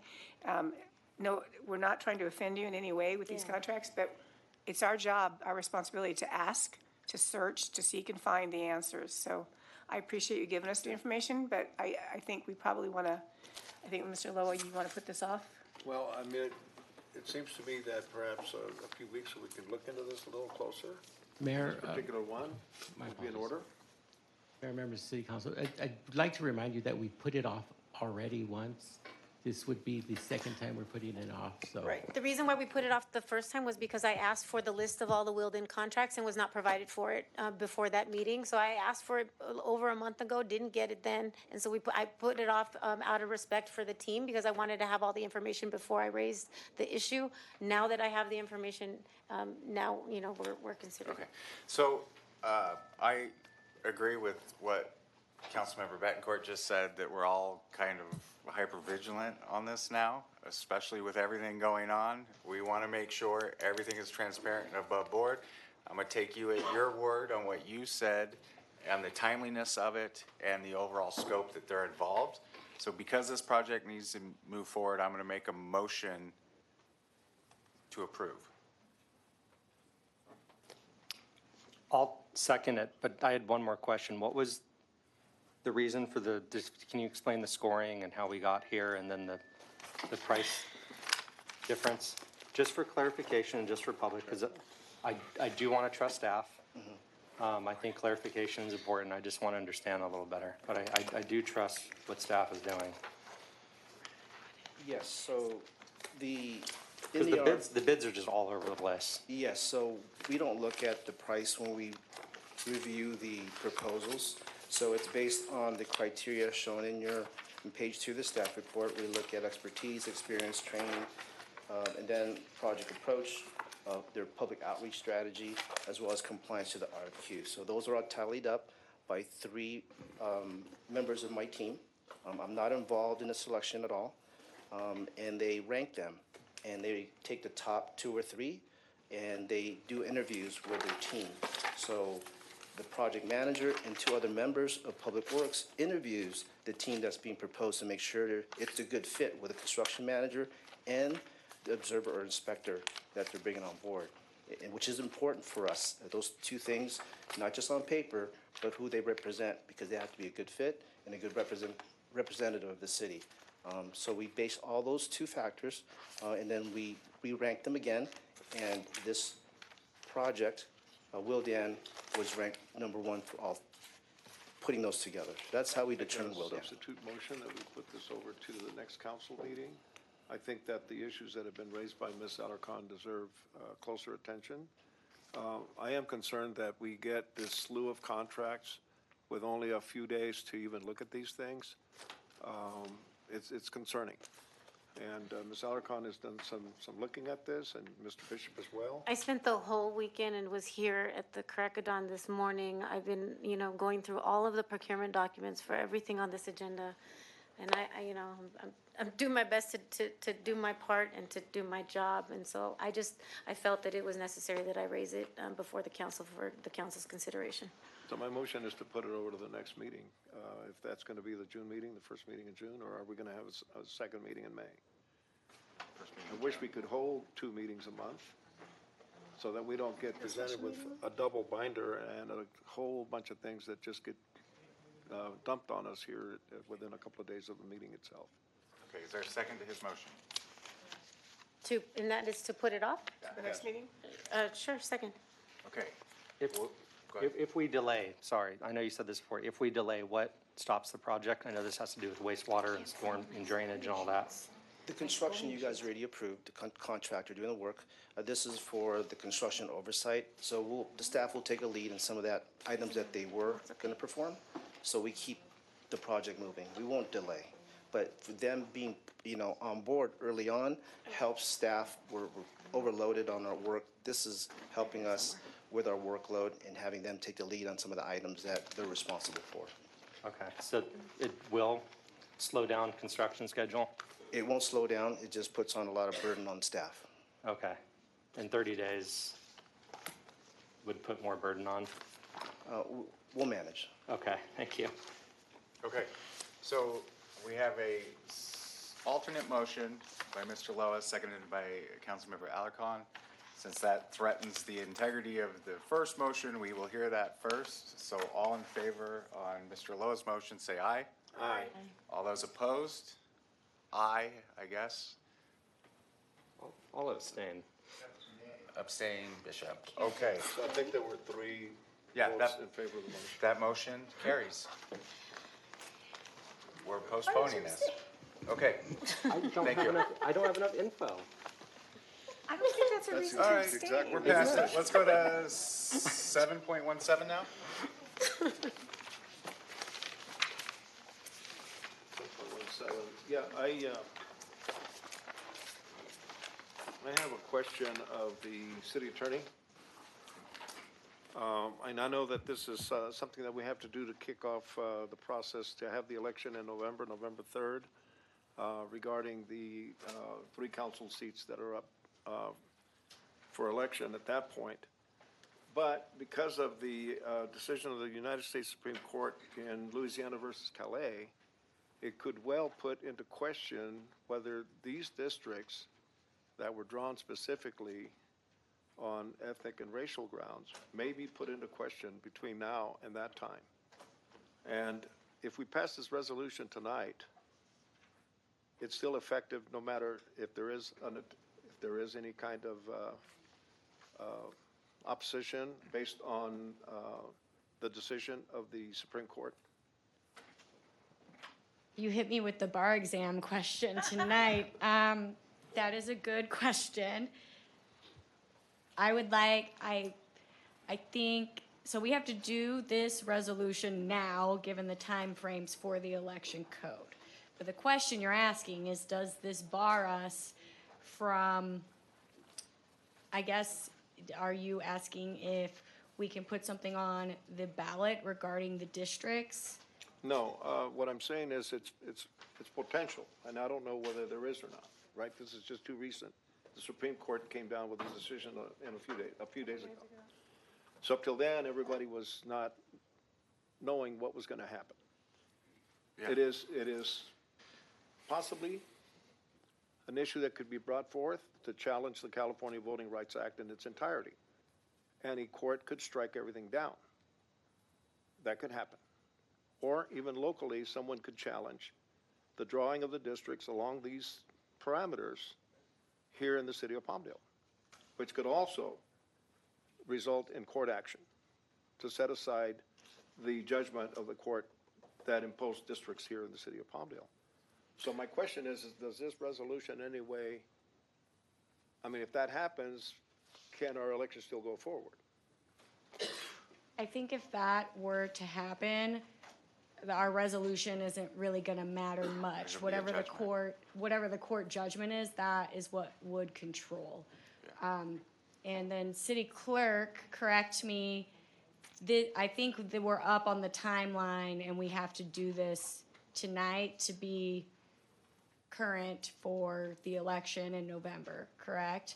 We can actually do it at the next meeting, which is June 2nd. We can do it then too. If you want to continue it and have me figure out the answer to your question, I am more than happy to give you a better response than court judgment.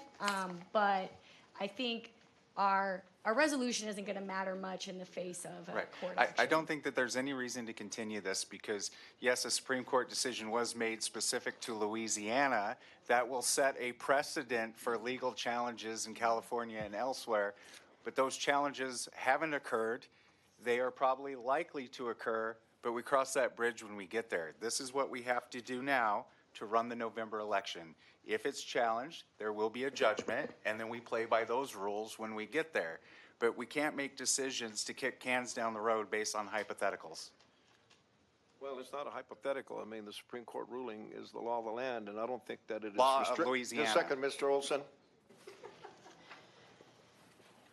I don't believe that the decision was restricted to the state of Louisiana. And specifically, I believe it involves all congressional districts. But it may be far more expansive than that. So it may be speculation on your part, but not necessarily fact. So I think we ought to put it over. And right now, I just don't know whether I could support it. Is that a motion? Yes. Is there a second? It dies for a lack of second. I'll make a motion to approve it. I'll second. All in favor, say aye. Aye. Aye. Now that opposes? No. 4-1, it passes. Madam Attorney, while you're doing your research, if you're going to do some, could you find out if the Louisiana decision from the Supreme Court will allow us to go back and get a directed elected mayor? I was going to ask for a legal analysis at the future Because, agenda maybe portion we of can't this get rid meeting. of 5 districts. Maybe we can go 5 and a mayor.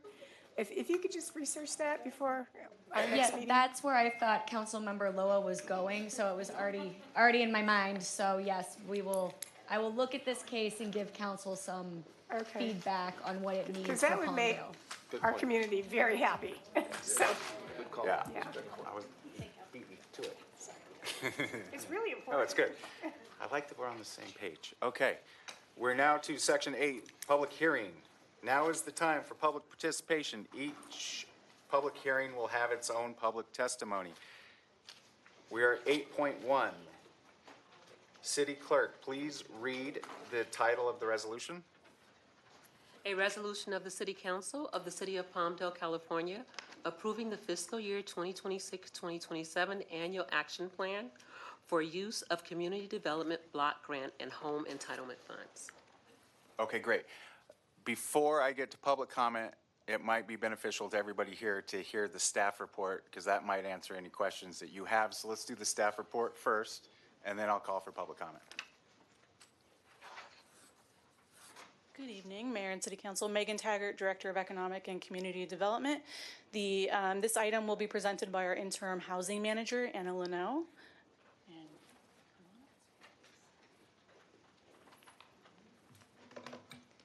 Good evening, everyone. My name's Anna Marie Linu, and it's been a pleasure working here for the last since January. So how many months? I don't know. It feels like a long time.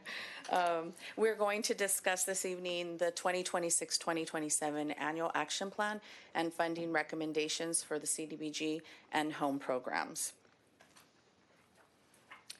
So a little background: each year, the city receives a federal entitlement funding from the United States Department of Housing and Urban Development, known as HUD. And in order to maintain eligibility and be consistent with the consolidated plan, which was approved last year, the city must submit an annual action plan that outlines how you're going to utilize the funds that are allocated to you. And typically the deadline to HUD is May 15th. Allocations were delivered late this year, and therefore the deadline has been moved to June. The CDBG and Home Screening Committee reviewed the applications received and provided recommendations. This was the schedule for the year. Notice of funding availability was published on December 15th of 2025. The application due date was January 20th of 2026. And as required for this meeting, a publication of notice of public hearing and a 30-day comment period was published on April 3rd of this year, with that 30-day comment period beginning April 3rd, ending tonight, May 5th. And today's the public hearing. And now the new due date to HUD for the annual action plan to be uploaded into the portal is June 2nd.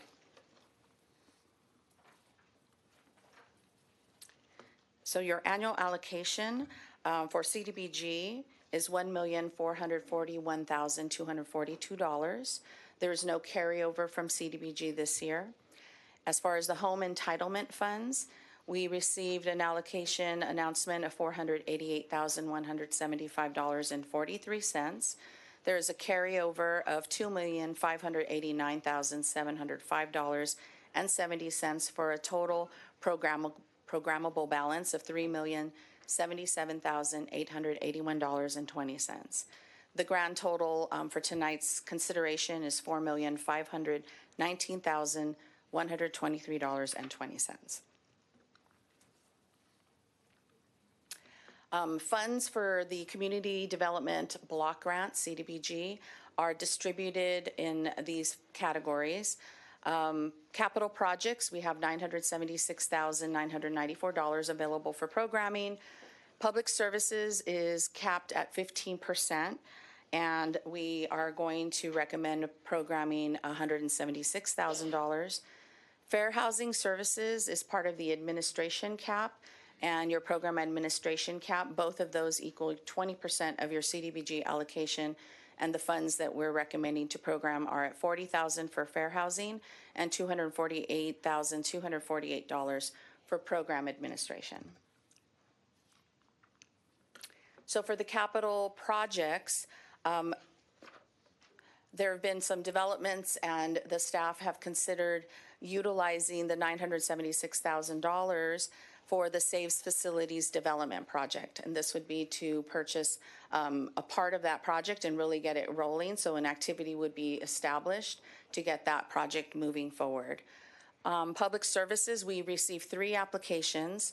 One of the applications, which was for the Saves operational expenses for the food bank activities, that customarily was paid or was funded through CDBG. However, through the Measure A LSF funds, we can utilize those funds for this project, and therefore we can consider programming $95,000 for the American Dream Housing Counseling Agency, which will provide counseling for folks that want to purchase homes.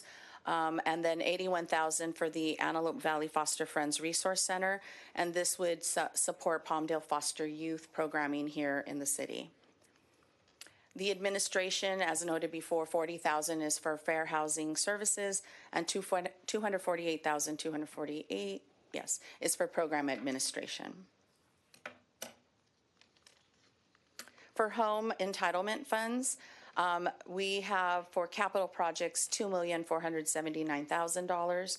There is a CHOTO set aside. CHOTO stands for Community Housing Development Organization. It's a type of development entity that HUD requires us to set aside 15% of the allocation for. We are also recommending $250,000 for the tenant-based rental assistance program, and HUD allows 10% cap for program administration for home funds, so that's $48,817.54. So the home activities would include these 3 activities. Forward Bound Affordable Housing, this is a Fin and Feather Townhomes project, it's for $679,500. I have another slide that gives you a little more information on that. The Link Housing at Transit Village project, that will utilize $1,799,500. And then we want to set aside the remaining balance for future affordable housing development.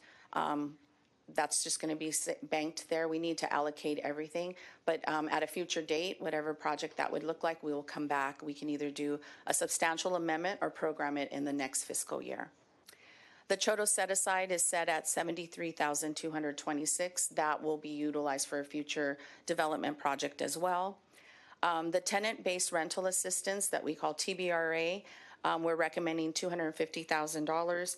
That will continue the 25 participants that are in the program and leaves enough room for 5 more participants. And program administration.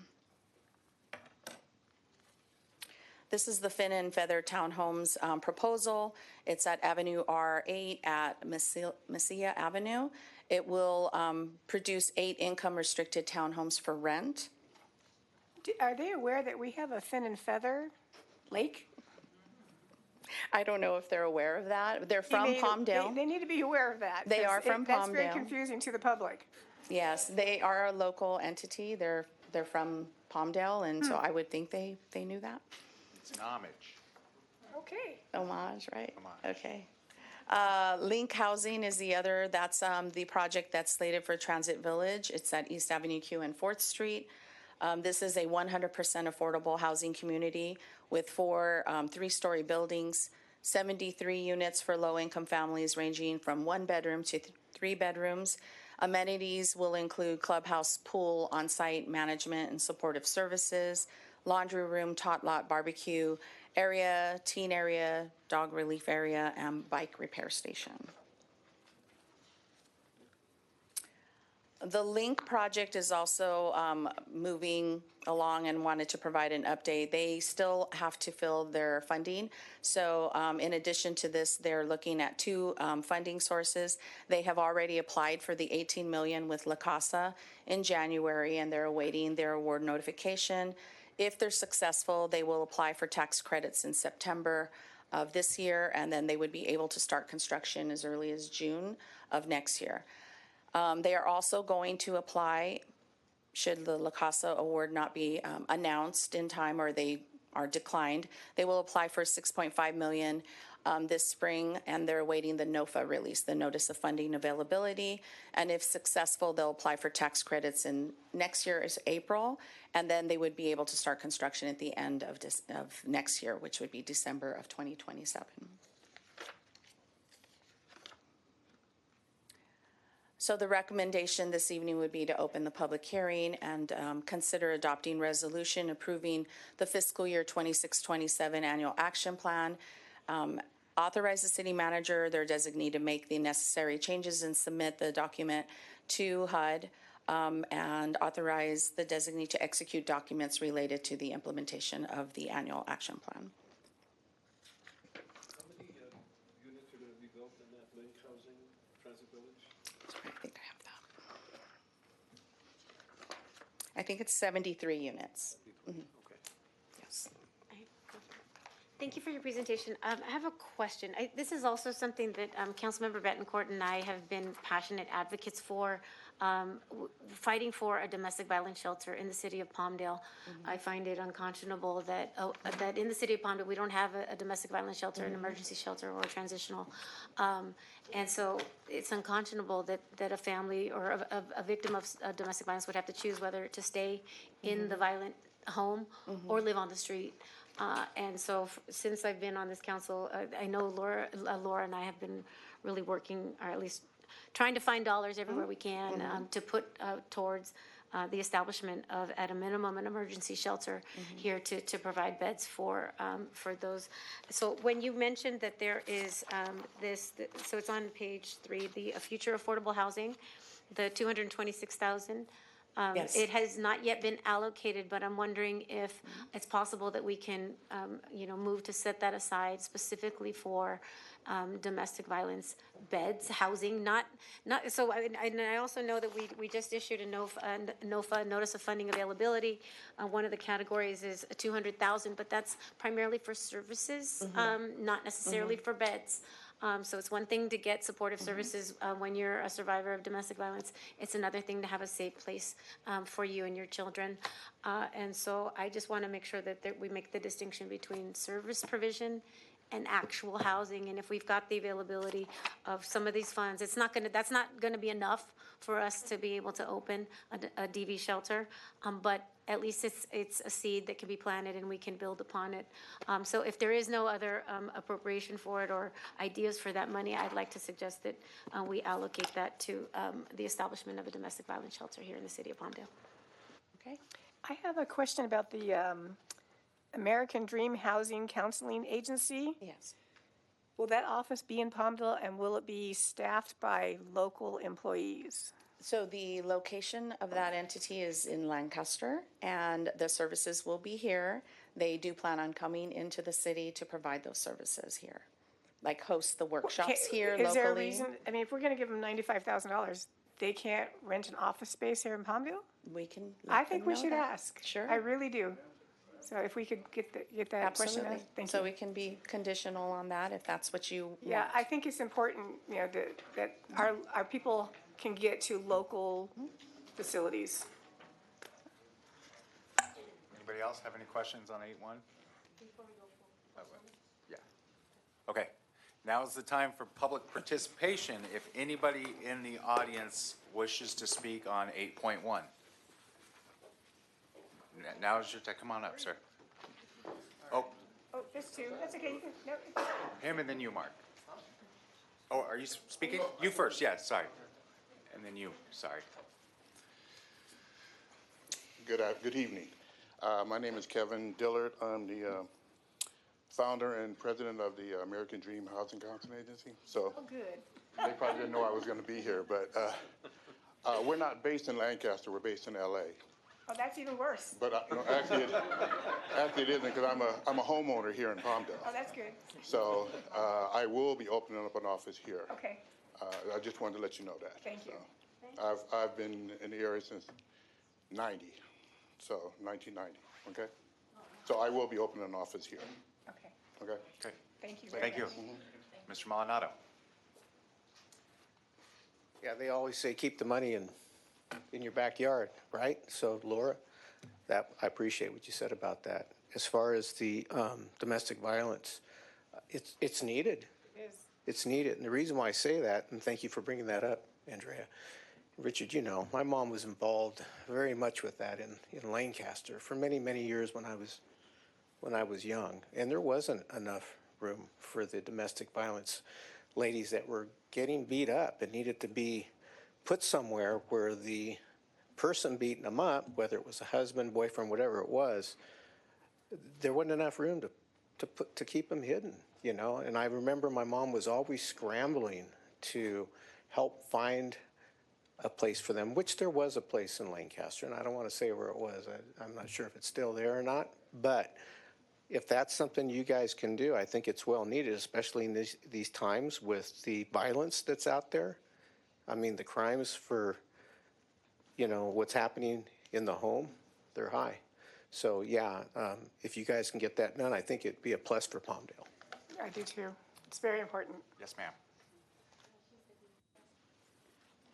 So my name is Miss Moran, and I'm trying to start my own entity called Let It Out.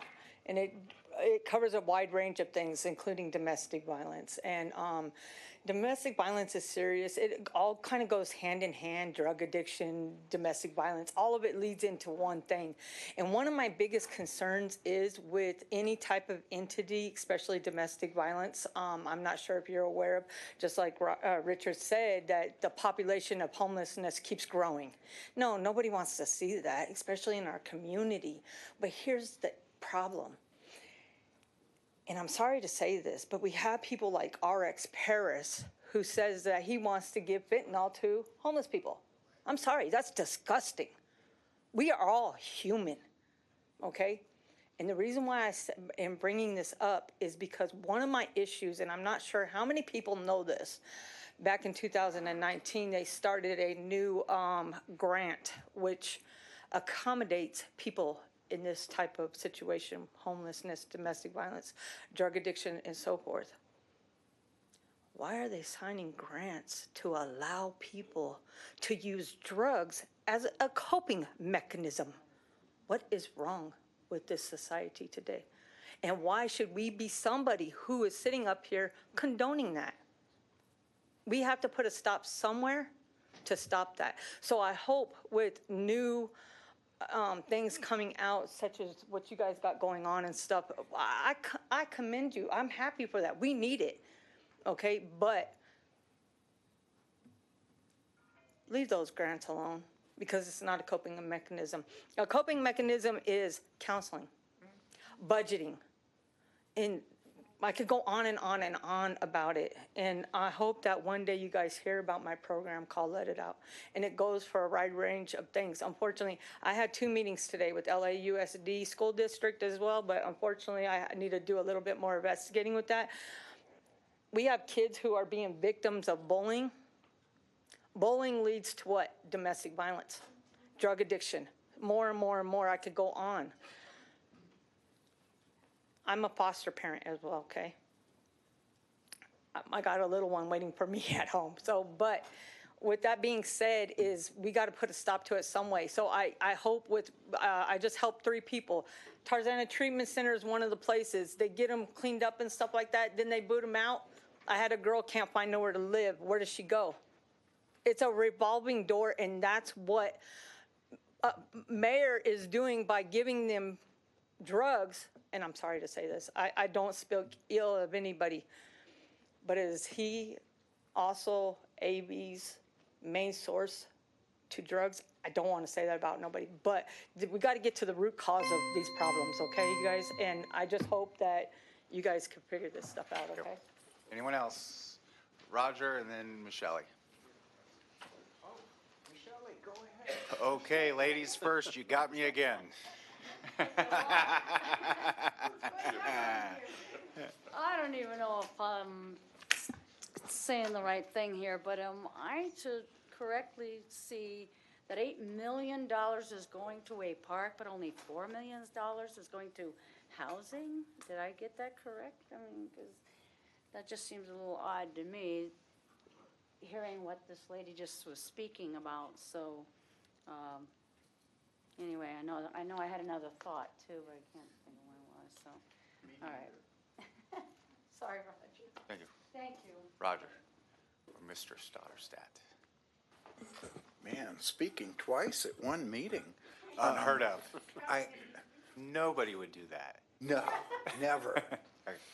I hadn't intended to speak, but then they were discussing a place for victims of domestic violence. Now, a few years back, I had the experience of taking a young lady with a baby out to the one by the prison. It was not impressive.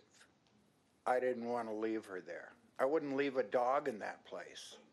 So if Palmdale can do something to bring one that's, you know, clean, neat, and well-maintained, sign me up. Thanks. Great. Anyone else?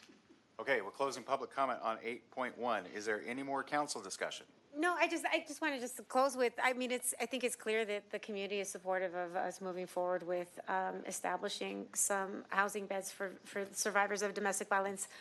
So if we can, I don't know if we need to, move to amend, but did you want us to do that in the certificate to specifically allocate that money? I don't know, is that okay? You can identify that it would be for that. We won't be able to start an activity because we have to actually, establishing a domestic violence location is going to be a little tricky. So we're going to work together to figure out how to do that without disclosing the location. I'm happy to help you. But you can identify that you want it for that. I served as the executive director of the largest domestic violence shelter in the country. That was my first nonprofit job. I started as a grant writer there, but then I ran the facility. So I'm happy to help, and I've shared that with all of the folks here to establish the confidentiality and so forth. So, So the motion would be as amended, the annual action plan as amended. And then just, if I could just add as a comment, that this $4 million is not the sole amount that the city is allocating towards housing. It's just these two funding sources. So there's a lot more that we do for housing than what's set forth here. But this is just specific to CDBG and home funding. So I'd like to move to approve staff recommendation with the amendment that the future affordable housing amount of $226,837.35 be designated towards establishment of a domestic violence. Second that motion. Great. We have a motion and a second. All in favor, say aye. Aye. Aye. Anyone opposed? I kind of wanted a quick discussion. Is that 200,000 change, is that going towards the renting of space or services, or is it just kind of free use at this time?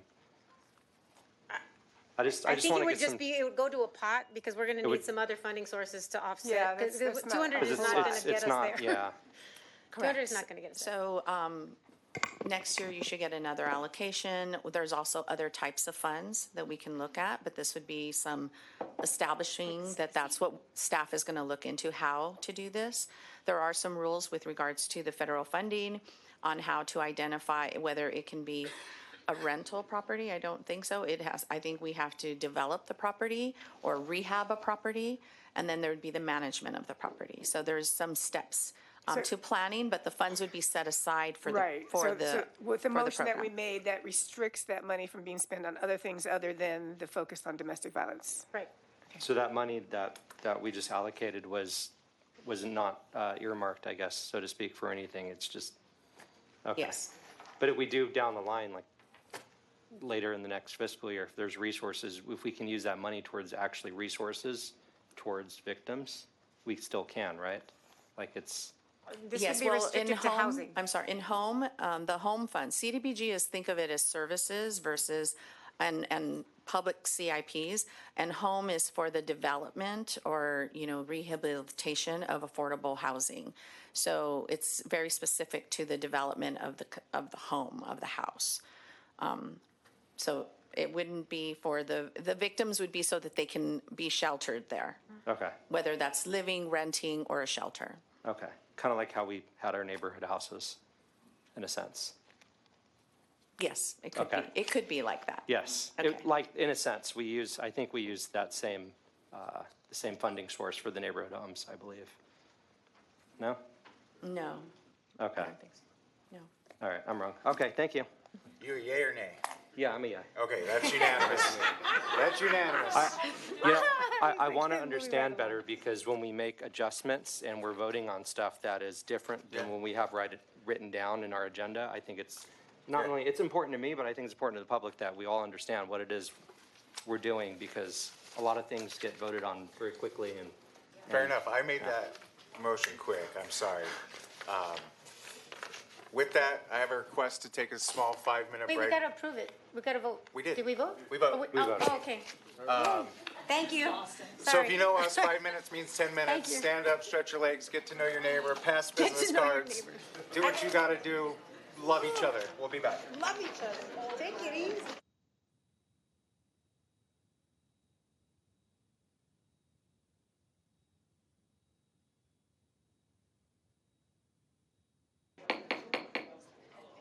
Okay, we're back. We're now on. Oh, she's on her way. Okay, we're now to 8.2. We're going to open the public hearing for 8.2. City Clerk, can you please read the title of the resolution?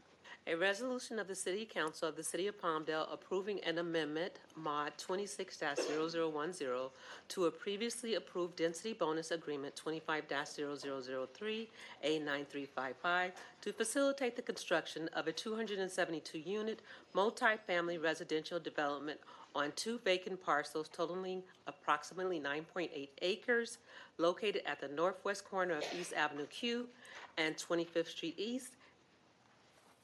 Okay, great. Do we have staff to provide a report? Mrs. Taggart. Hello. This item will be presented by our interim Deputy Director of Economic and Community Development, Brenda Magana, and she will also present the next item. Okay.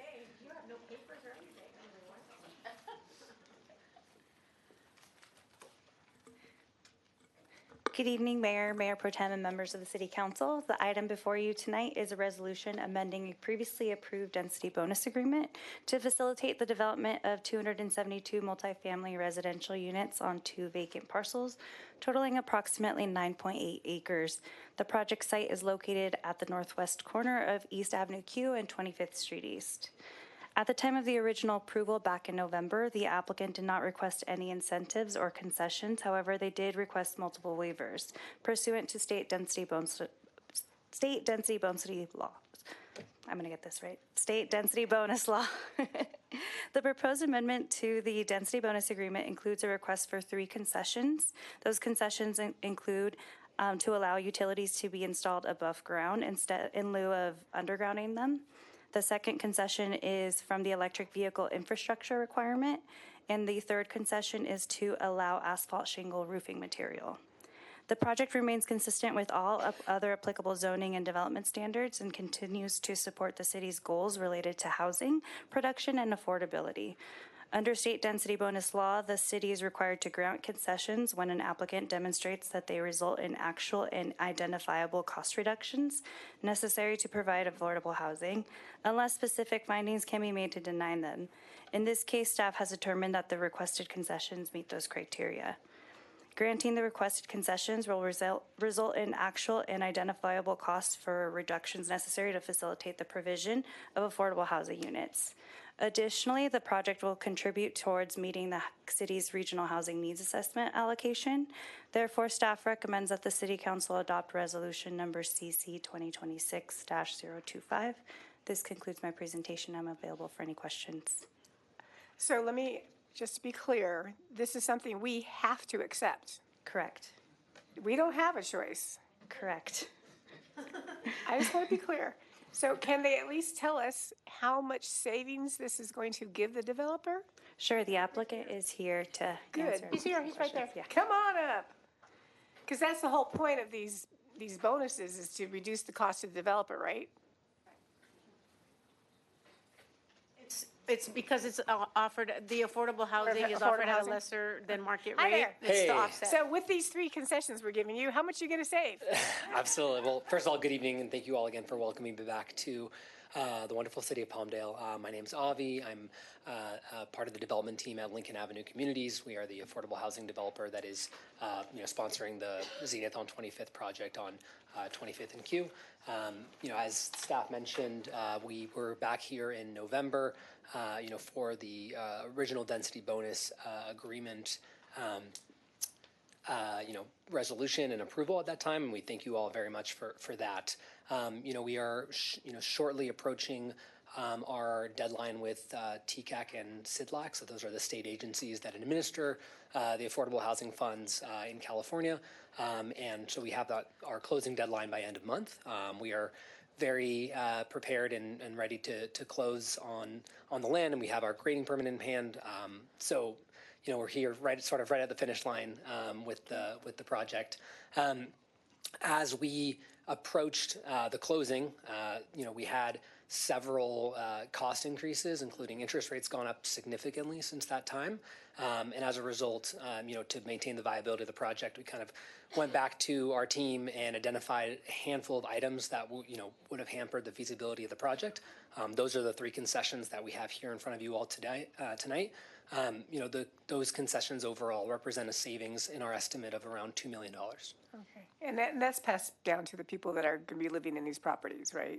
Well, basically, okay. Yeah, I mean, basically, to make it affordable for them. Basically, that concession is, needed to make the project financially viable. The project becomes financially viable. We're going to break ground in, about 3 weeks here. The official date will really be June 1st, but we'll close a week or so before that. And so once the project will be built, we estimate that that it's going to be somewhere between 50% and 15% below the market rate in the area. So we're looking forward to bringing the project to life, and thank you in Excellent. advance for your We support. definitely need affordable housing, and I thank you for coming tonight to answer our questions. Absolutely. Thank you. No, I don't have any questions. We've got to open it up to public hearing, right? Mr. Loa, we'll have council discussion first, and then. I'm sorry. Do you have anything? Yeah, I just have a couple of questions, and maybe Brenda can answer as well. But to you first, sir. Sure.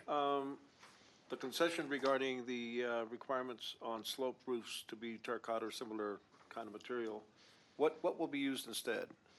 Asphalt shingles. Asphalt shingles. Okay. And does that have does it raise any concerns regarding fire? Is that the reason that that we have the requirements we have now, or? No, there are no fire concerns. All of our buildings are built to the fire code and the building code, so asphalt shingles are an appropriate material. It is appropriate. Mm-hmm. Okay. Thank you. Are you getting any other waivers on top of the state mandated concessions? We are getting through the state density bonus, application that we submitted and have gotten approved with you all. We haven't requested any additional density, so the site is zoned for a minimum of 30 units per acre, and that's what we're building. The concessions and waivers that we requested are just to certain development standards to kind of make the project work, but we're not getting any additional waivers on fees or on anything like that. Other than the waivers that are in this, sorry. Right. So if you go to page 3 of your staff report, there are 4 waivers in there that were identified and approved in November. Okay. Thank you. Thanks, Brenda. Do you have anything? Okay. We're going to open it now for public comment. Does anybody wish to speak on 8.2? Do you have any cards? I have no speaker cards for this item. Anybody in the? Okay. We are going to close the public comment. Is there any Happy further? to move the item. Got a motion? I'll second it. Got a motion from Councilmember Alarcon, a second from Councilmember Loa. All in favor say aye. Aye. Those opposed? Passes unanimously. And thank you for coming. It shows a lot, speaks volumes that you actually take the time every single time to come out to meet with me and the other members and staff. But every time we have a presentation before the council, you and your team come out. So thank you. Okay, thank you. We are now opening public hearing for item 8.3. City Clerk, please read the title of the ordinance into the record. An ordinance of the City Council of the City of Palmdale approving zoning ordinance amendment number 26-0002 to modify requirements related to accessory dwelling units and junior accessory dwelling units to ensure compliance with state and find that the amendment is exempt from environmental review.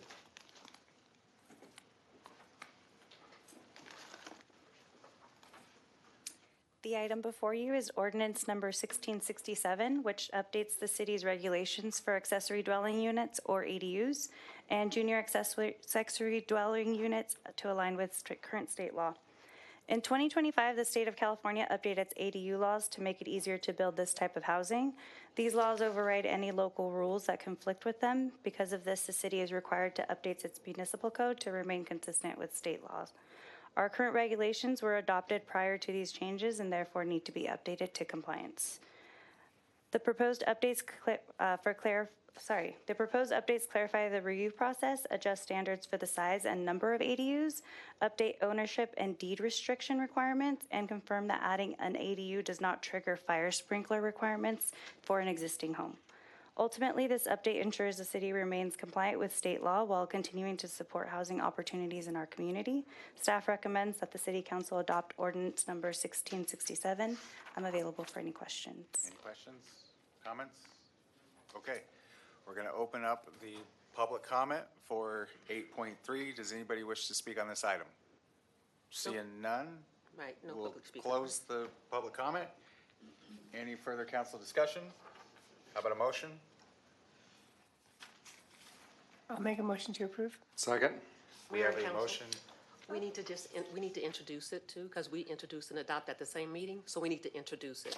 Okay. And just voice vote on that, and then we can adopt it. Oh, okay, let's introduce it then. Just introduce it, voice Nice vote. to meet you. For motion and a second to introduce. Okay, motion to introduce. I'll make the motion to introduce. Second. All in favor, say aye. Aye. Anyone opposed? It is introduced. Now we have a motion to approve. Yes. All in favor, say aye. Aye. Aye. Those opposed? Passes unanimously. 8.4. Can I have a motion to introduce? I'll make a motion to introduce. No? No? Okay. Make up your mind. That's only ordinances. This is a resolution. This is a resolution. Got it, got it, got it. But I was working for you there, Okay, boss. can you read the resolution? Yes. A resolution of the City Council of the City of Palmdale approving the issuance of tax-exempt and/or taxable revenue obligations by the California Enterprise Development Authority and an aggregate principal amount not to exceed $2.3 million for the purpose of financing, refinancing, and/or reimbursing the cost of acquisition, construction, installation, furnishing, and equipping of healthcare facilities for the benefit of Bart's Altadena Community Health Center and/or a related or successor entity. Great. Staff report?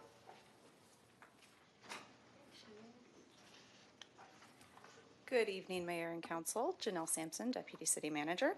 The item before you is to adopt a resolution approving the issuance of tax-exempt revenue obligations by the CEDA in the amount not to exceed $2.3 million. This is a TEFRA hearing. This is required by the Tax and Equity Fiscal Responsibility Act and the Internal Revenue Code. This obligation is not an obligation of the city. The applicant is within the jurisdiction of the city, and therefore this hearing is required to be held and approved by this council. So let me just be clear. This $2.3 million is not an obligation. The only obligation we have is to hold their hearing here in our council chambers so the public can speak and make comments. Am I correct? That is correct. Okay, so no money's coming out of our general fund or anything else? No. Thank you. Anybody else? Questions? Okay, now is the time for public participation. Anybody here wish to speak on this item? Okay, we will close public hearing. Is there a motion to adopt? Second? Approve. Okay. Okay, we got a couple of motions. We'll go Ms. Alicon and Ms. That's fine. All in favor, say aye. Aye. Those opposed? Passes unanimously. All right, we're out of section 8 and on to new business. We pulled 9.3, correct? Okay, so we're on 9.1. City Clerk, please read the title of the resolution. A resolution of the City Council of the City of Palmdale approving the 5-year public art work plan recommended by the Public Art Commission in accordance with Chapter 15.01 of the Palmdale Municipal Code. Okay, staff. Good evening, Mayor and City Council. Carrie Smith, Parks and Recreation Director, and this evening, George Davis, the Program Manager, will provide the presentation. Thank you, Carrie. Good evening, Mayor and council members. I'm George Davis. I'm the city's Public Art Program Manager. Item 9.1 is a recommendation to adopt resolution number 2026-16, approving the 5-year public art work plan in accordance with Chapter 15.01 of the Palmdale Municipal Code. Joining us this evening in the audience is Chair Lisa Sarno, who's part of our Public Art Commission. We lost Commissioner Warren Sherrick. He was here a little bit earlier but had to leave. So this is our presentation this evening. I'd like to briefly highlight the projects we completed since our last presentations, which were provided in, which were approved in fiscal years 2024, 25, and 25, 26. We installed Harmony, a sculpture by Dominic Panziera and Daniela Garofalo at the roundabout at S8 and 40th. This is the city's first abstract work, capturing the desert's resilience and its natural equilibrium. At Yellen Park, we installed Having a Ball near the dog park by Solomon Bassoff in May of 2025. This is a sculpture featuring a totem of 3 dogs with the middle dog holding a futsal ball in its mouth, and it's located in the Gathering Plaza. In June of 2025, we also installed the winning Earth Day themed poem from last year's Walk on Words poetry contest at our poetry walk at Yellen. Wild and Live Palmdale is a mosaic mural by Hannah Maximova that was installed in the breezeway of Yellen Park, the community building. The borders along the side edges feature drawings by students from Yellen School and Buena Vista Elementary. It's a really nice touch for that piece. As you can see, it's a really fabulous piece. In November 2025, Christine Campbell installed Wild Harmony at Buena Vista Park stairs, that's the image on the left, illustrating themes of health, wellness, sportsmanship, and community pride through realistic depictions of local wildlife and flora. And Contratiempo activated the expanded Sam Yellen Gathering Plaza and held 2 workshops to gather community input, culminating in the Joy Yes, Just Us performance and subwar session in March. We also did Kaleidoscope Fall Frenzy, which took place in October 10th and 11th at the Palmdale Amphitheater. Public Art Commission attended, engaged with the community, and sponsored the chalk artists, the pumpkin carving, a clay demonstration, and several live painters. Oops. Pending public art installations include the America 250 Walk on Words winning stamp poem, which will be installed. It says Yellen up there, but we've recently changed the location to Poncitlán to be with the rest of the veteran stuff out here. That contest just ended, so we're doing the jurying process soon, and we'll have the results for that shortly. The renovated Amargosa Creek Trail now includes 4 sculpture pads where selected artworks will be displayed for 3 years before rotating out. And we launched the second round of the Small Mural Mentor Program, pairing 4 emerging artists with Mentor Aquemini, they've completed 6 workshops with artists Josh Jimenez, Jocelyn Andrade, Lorena Uriostegui, and Iris Martinez, and together they've designed the mural to be painted at Buena Vista Park in June. That'll be presented to the commission at their next meeting. 2 roundabouts at 10th Street East will feature sculptures by a single commission artist, bookending the corridor.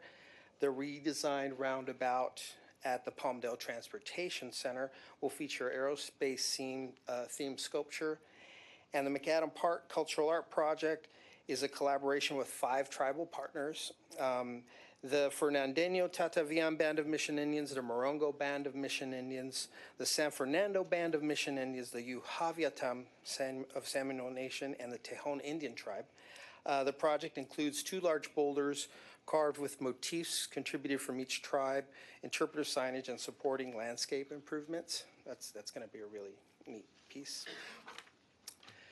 And these are the proposed public art projects for fiscal year 26 and 27. Those include Corson Park Mural Project, the Community Paint Mural at McAdam Park, Palmdale Murals at the Palmdale Transportation Center, a veteran mural at Joe Davies Heritage Air Park, a public art consultant for Palmdale's Legacy Project to help us guide location, community outreach, and scope of that initiative. Antelope Valley Walls, which is a biennial mural event that we do every 2 years with the city of Lancaster. This year it's expanding to include Little Rock and Pear Blossom. Temporary artwork for Kaleidoscope Fall Frenzy. We're going to continue that, Walk on Words, and then our maintenance and repair budget.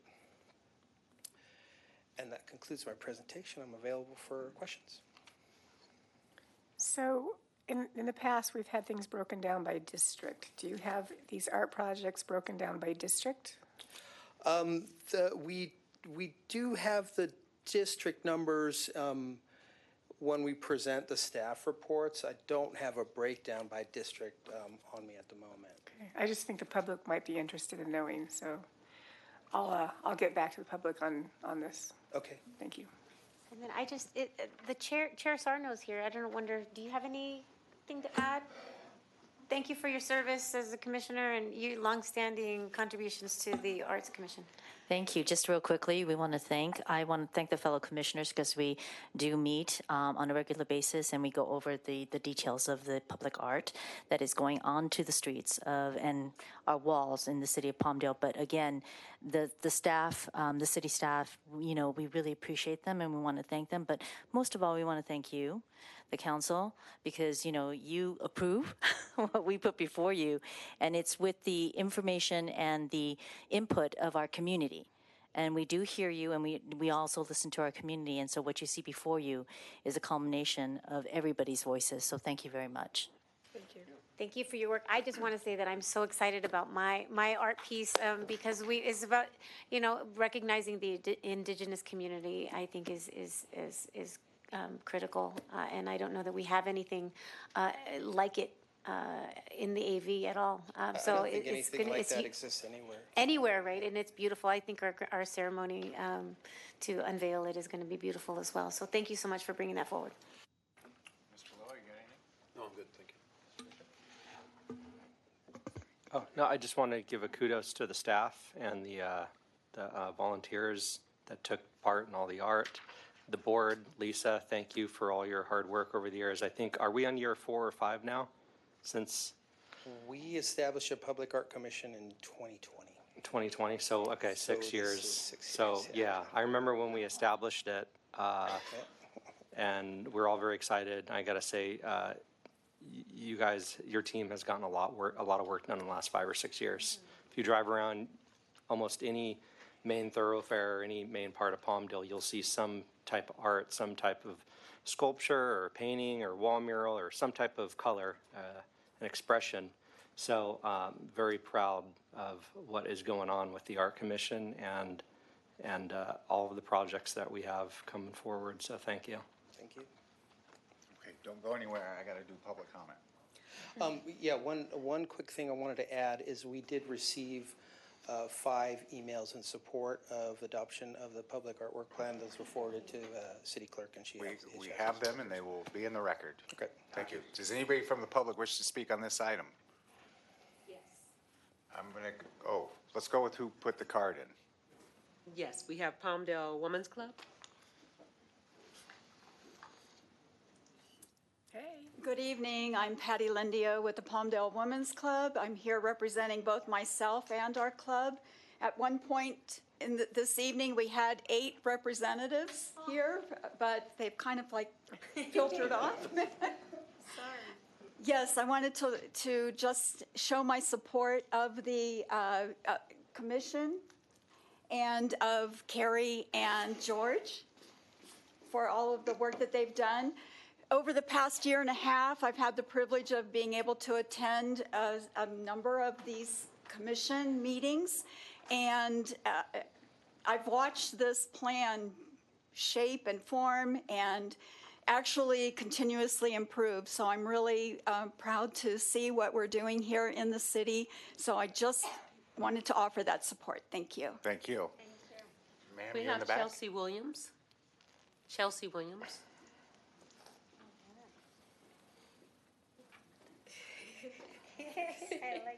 Hi. Welcome. Good evening, members of Palmdale City Council. My name is Chelsea Williams, and I'm here to talk about why art programs in our city matter, because they truly changed my life.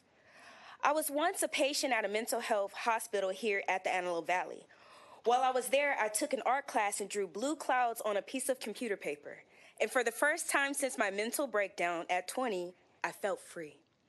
That's when I realized art could help me get through what I was dealing with. I was struggling with bipolar disorder, anxiety, and PTSD, and art became one of the only ways I could express what I couldn't say out loud. At one point, I was in a physically and emotionally abusive relationship. My partner laughed at my artwork until he was crying from laughing so hard, but I kept going. I held on to my faith, and even when it was hard, art became my refuge during years of struggling in school, dropping out, and trying to find stability. With time, therapy, medication, and faith, I started to heal, and I kept creating. One of my pieces was selected for a juried art exhibit here in Palmdale, but I couldn't attend because I was hospitalized. I remember crying and telling God, "You are making a fool out of me." But that wasn't the end of my story. I tried again. The next time I received an honorary mention. Then I had my first solo exhibition with the city of Palmdale called Unhidden Diary, where I shared my mental health journey with the community, including the same piece that was once laughed at. And that's when I realized God wasn't making a fool out of me. He was working on something bigger than I could see at the time. Then I went on to win first place in a juried art competition. I also got the opportunity to be a part of the city's mural program, the Small Mentor Mentee program. I was honestly scared I wouldn't be able to show up because of my disability. But with support, I completed my first mural. That mural is now outside of my therapist's office here in Palmdale, and every time I see it, it reminds me with faith, support, and opportunity, anything is possible. Our programs didn't just give me something to do. They gave me purpose. They gave me confidence. It helped me to feel connected to my community when it was really hard for me to connect with people. And I know I'm not the only one. We need art programs because they give people a voice, especially people who feel invisible. I want seniors to feel seen. I want the LGBT plus community to feel accepted. I want people of color to see themselves represented in a positive way. I want people with disabilities, mental health struggles, or addiction to know that they are not alone. And I want low-income families to have hope for opportunity here. Art tells the story of who we are as a community. So I am asking you, please don't make these programs smaller, make them bigger. Invest in them, support them, because one day, the art we create today will tell future generations who we were and what we stood for, and I truly believe that's part of a greater purpose. Thank you. Thank you. Thank you. Josh Jimenez. Josh Jimenez.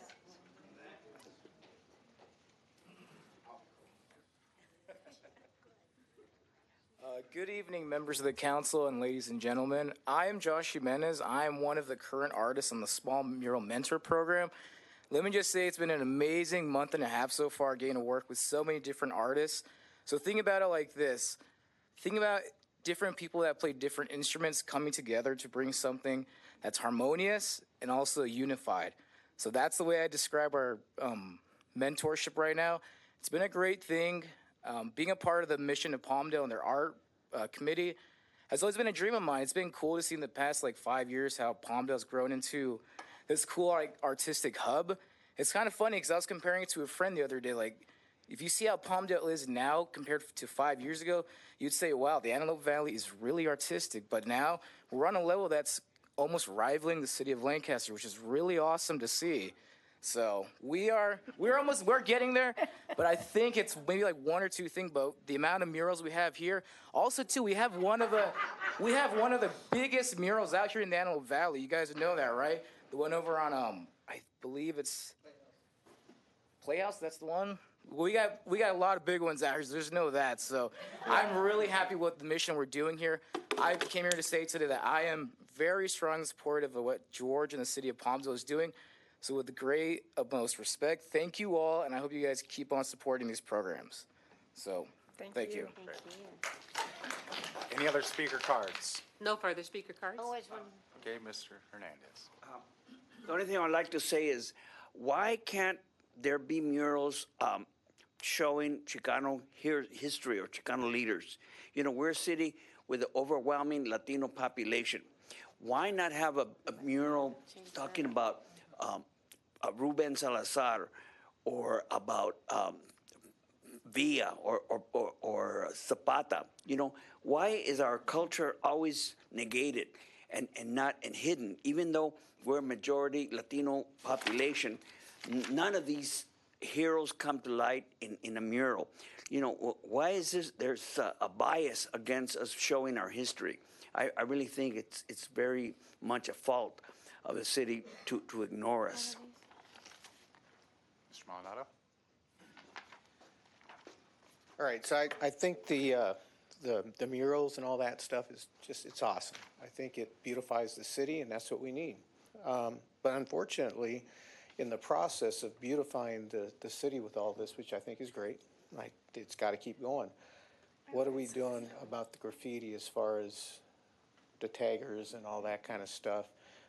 There are some residents that are talking about when they do come out and cover it up, it makes the walls look worse because it's just a patch, it's just a square. And they're saying the color just doesn't look right. Is there any way that the city can look into maybe getting a sample of that wall and getting that color closer to where it needs to be so you don't have to paint the whole wall? If you do paint it, it kind of blends in. It's just my suggestion because you know what? When we're trying to beautify the city and you've got all this other stuff going on with it, people are going to see both and it's not going to resonate the way it probably could at its maximum potential. So just a thought.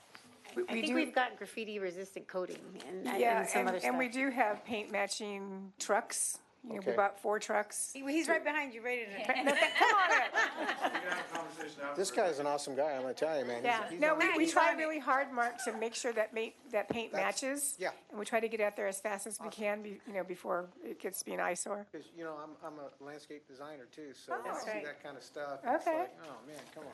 So, yeah. Thank you. Okay, anyone else wish to speak? We're closing the public comment on this item. Any more council discussion?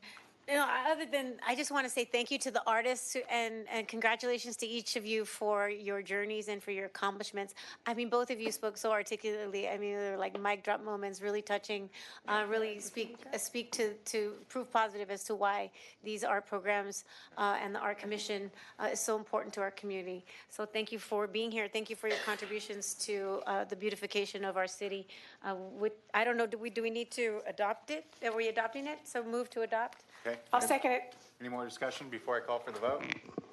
Okay, saying, especially the youth that spoke, please stay engaged with our city. You are valuable and we want you around. Yeah, I don't know when we're opening up, we've got any available positions on the commission, but keep your eyes open. Yeah.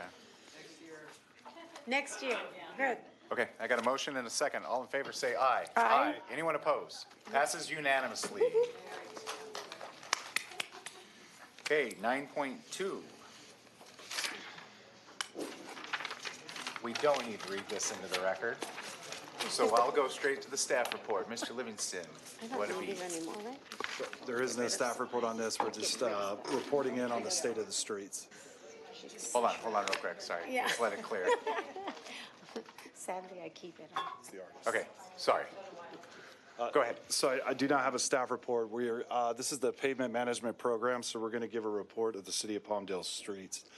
So as we move through the city, and again, they didn't stay. Most of the folks that were talking about the potholes in the street condition, I wish they would have, but I know it's televised, so we'll go through this. The city of Palmdale and their citizens own and maintain 450 center line miles of approximately 1,256 lane miles of roadway. Pavement management is a methodology that we use to prioritize roadway maintenance needs based on deterioration and available budget. There are currently 4 functional classifications of roadways within the city. That's principal, arterials, collectors, residential streets. These are defined in the City of Palmdale's general plan and is also consistent with the Federal Highway Administration.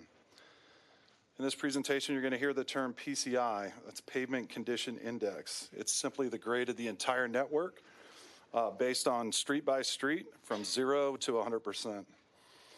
What is the average PCI or Pavement Condition Index for cities in California? It's typically between 60 and 70%. Why is it 60, or why do we try to hit 60 to 70%? It's because it balances preventative maintenance with the consistent budget realities that we face each fiscal year. And it keeps most streets in the maintenance range rather than the reconstructive or reconstruction range of construction. It also reduces long-term infrastructure costs, such as tearing out the roadway and replacing it in kind, or completely. As we move through the typical pavement treatments by PCI that we utilize here in the City of Palmdale, if we have a 90 to 100%, we typically use crack sealing or slurry sealing, micro sealing 65 to 90%. 45 to 65, we do mill and overlay. And then 30 to 45 is a major rehab. So typically that is a removal to the base and then putting in a thicker structural section of asphalt concrete. Anything below a 30 calls for reconstruction, which means that's tearing out the roadway all the way down to the subgrade, recompacting the subgrade, placing base, which is typically a thicker section. So it would go from, based on R values and traffic indexes, typically what we've held here at the City of Palmdale, I would say from the 70s to the early 2000s, was about 8 inches of base on approximately 5 inches of pavement. As you know, with electric vehicles and buses, the TIs have gone up, so the civil engineers and the city engineer have made those applicable changes. So as we look at pavement deterioration, there's a lot of things that have changed over time. The weight of vehicles, frequency, all of those things we take into account. Also, we're in a unique position here in Palmdale based on our freeze thaw and our high temperatures. So the state actually comes out to the high desert to study pavements and pavement conditions. So when we look at rubberized asphalt or just your standard hot mix asphalt, the state actually comes here and runs the tests, right? So we're the test ground for the rest of the valley and Southern California. Wait, before you jump, can you just, there's a significant cost difference in fixing the 90 to 100 grade versus can you just share a little bit about the cost differential? Because that's huge. Okay, so from 60 to 90, yeah, typically we look at about $3 a square foot, $4 a square foot. That's simply grind and overlay, okay? That's grind, overlay, and striping. When you drop into, when you start to drop into major rehab, again, you're going to start to see that it's not quite as easy as sending a grinder out, allowing traffic back on, and then paving it the next day. We're actually having to remove the pavement, move people off the roadways, and we have multiple move-ins. So the cost increases exponentially. So now you're moving from a $3 to a $4 a square yard, all the way up to $15 to $20, $25 a square yard, depending on the treatment that we need to utilize. As we move into the PCI here at the City of Palmdale, we base it on distress type. Okay, so you have thermal cracking, you have alligator cracking, you have subgrade failure, you have asphalt failures. We look at all of those things. The distress quantity, how much? Is it in a specific area? Can it be just treated in one area, or does it include the entire roadway? So we go through and we do an analysis with that. We also have distress severity. So we go out, we take cores of the pavement, we study the pavement, we study the base, we look at all the historical data, and then we come up with, we go through, we video all the roads, we grade all the roads, and currently right now, the City of Palmdale sits at a 51, which is just in the fair range, but at the marginal range. Is it good? I wouldn't necessarily say it's good because it's below good. How do we fix it? Right? These are the steps forward. So I'll break it down when we look at principals, arterials, and collectors. So in 2023, we had a 61 as our PCI on the major principals. When you think about principals, guys, or council, excuse me, sorry, it's getting a little too comfortable. When we talk about pavements, that's one of my expertise. But what you're going to see when you hear the term principal, that's to move to different areas. So if you look at 10th Street West, right? So that's considered a principal because it goes from Lancaster through Palmdale and takes us through to the mid-city and then unincorporated areas of LA County. When you look at arterials, that's citywide. So that's your Avenue Rs, that's your Avenue Qs, right? It's within the city limits. Collectors are your side streets. So your R4s, your R8s, right? Your 15s, things like that. And then the residentials are right out in front of your homes. So PCI by functional classification, 23 to 25, 23 is in blue. So we were at a 61, a 62, a 60, a 65. That's a great range, right? Now, we come back 2 to 3 years later, and you go, Livingston, what the heck happened? It's 57, 52, 48, and 50. There's a lot of things that took place in the last 3 years within our city, not just with our construction, but with other jurisdictions, okay? Our traffic, or our streets are designed to handle our local traffic, okay? What happens, and what we have to look at, I was invited to a summit last year with Mr. Lackey and Juan Carrillo's office, and we were discussing with Caltrans the impact that they have for detours that fall onto local streets, okay? So what I want you guys to realize is in the last 3 years, right, with Caltrans, by them detouring onto the local streets, which they're legally allowed to do, they've increased the capacity more than what we currently have had calculated. So when you see a swing and you go, why is it 10 points? What's going on here? I can tell you what we went through. Caltrans is finished on the 14 in our jurisdiction. They now moved to the city to the north. So as we go through these and we take a look, we got PCIs by district. So if we break this down, you're going to start to see the district swings. And what I wanted to do, and typically I handle the city as a whole. I break it down by district because that's what's important to you guys. That's what's important to the constituents, right? It's when they step out of their step out of their house and they go, hey man, you treated the road. Why is there still a crack in it, right? Or what's going on over here? Why did you select this and not select that? So what we wanted to do was we wanted to break it down by district. And again, you're going to see these swings. Please understand, I started at the city of Palmdale in 2006. I've worked in the Antelope Valley since 2000. I worked for Granite Construction Companies. So the first bonds that Palmdale ever put out with regard to a lot of these arterials and residentials, so I worked for the general contractor installing them. So what I can say to that as a testimony is that was 2000 to 2006. The roads were supposed to last 20 years. Here we are, right? So the difference is I'm not on the contractor side, I'm on the city side, so now I got to figure it out, right? So what we've done is we've broken out the PCI by district. District 1, we're at a 51. District 2, 52. District 3, we're at a 46.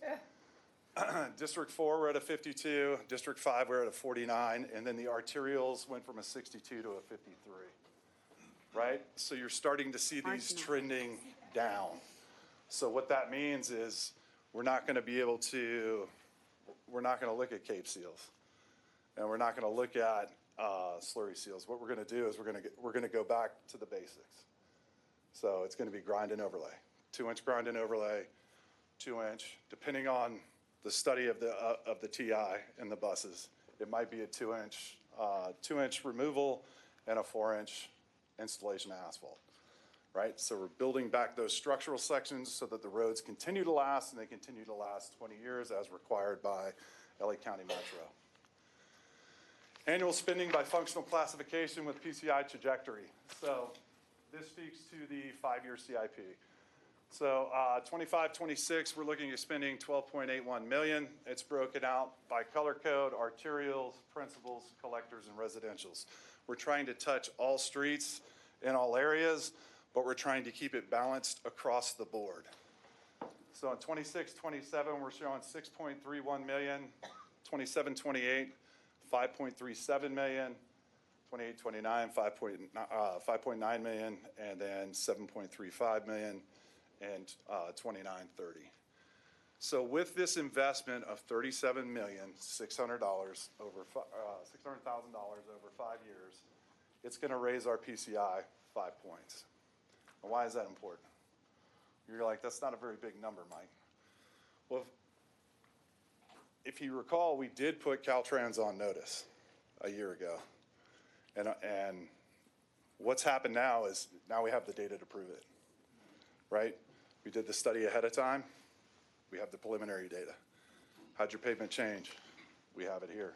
So the question becomes, yes, we're showing right here 37.6 million. It would be up to council and the city manager if they wanted to press forward with Caltrans. So if we wanted to look at that, I know that it was requested a year ago. Spending per treated lane mile, 146,153 in District 1, 156, 80. District 2, 154, 783. District 4, 172, 062. And District 5, 163, 743. So you ask, why are those changing? Those are different applications. In some areas, we're going to go in and do slurry. In other areas, we're going to do grind and overlay. But then also we have dig outs. So there's a lot of locations where we need to go in and handle dig outs. So on average, between all of the districts and the arterials, we're spending $152,904. So it's consistent with the range within all districts. If we're going to talk about equality of spending and what we're looking at, how do you make those decisions? This all rolls into the pavement management program. So Palmdale's present arterial PMP 2026 to 2031. Use that. I have a mistake on my up at the top there, but what I did is I went through and I color coded all of these maps. Will be posted on the website. So around, I believe on July 1, we're going to launch. So you're going to be able to see the arterials. You're going to be able to see the residentials. You're going to know when we're in your neighborhood, when we're coming, right? All of those things. Public Works is working with capital, maintenance, and development engineering to get this interactive map out. This has been a big deal, not only for the council members, but for the residents. So as we move forward with spending this amount of money, we're going to be feeding you guys the information real time on where we're going to be, right down to when we're going to be replacing sidewalks. So we'll be working all of those things into the website, and we should be ready to launch in July. So residential areas, typically people ask, hey, when are you going to pave my street? We'll have the lists up on the website, but I do have it broken out, color-coded, every district, every year. We're going to be in handling those sections. With that, what are we doing to ensure pavement investment moving forward? We did have the pothole truck. That's brand new. Measure AV took care of that. Thank you, citizens. So now what you're going to see is we're going to move from the Flintstone and Stone Age into the Jetsons. So when we go in there and we handle the potholes, we're going to fix them once and not have to go back. So typically for years, the maintenance process, they leaned on cold mix asphalt. When it rains, potholes reappear. We're doing away with that with the investment of the truck and the investment brought forward by council with the additional folks of 986. We've put together a program. It's going to be aggressive. We're going to take care of potholes. We're going to take care of them once, and they're going to stay.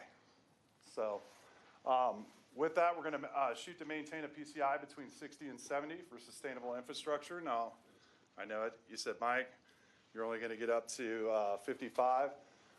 What we're also looking at is ways to go in and specifically treat our collector roads. So if we can go in and we look at grant funding and things like that, working with capital, we can identify those locations, and that's going to give us the added support that we need. Early maintenance presents costly reconstruction. We study the pavement materials. We know pavement materials change. That's one of the things that we lean on. Our city engineer, our capital folks, we stay on the cutting edge of all of those things, whether it's super paved, rubberized asphalt, all of those good things.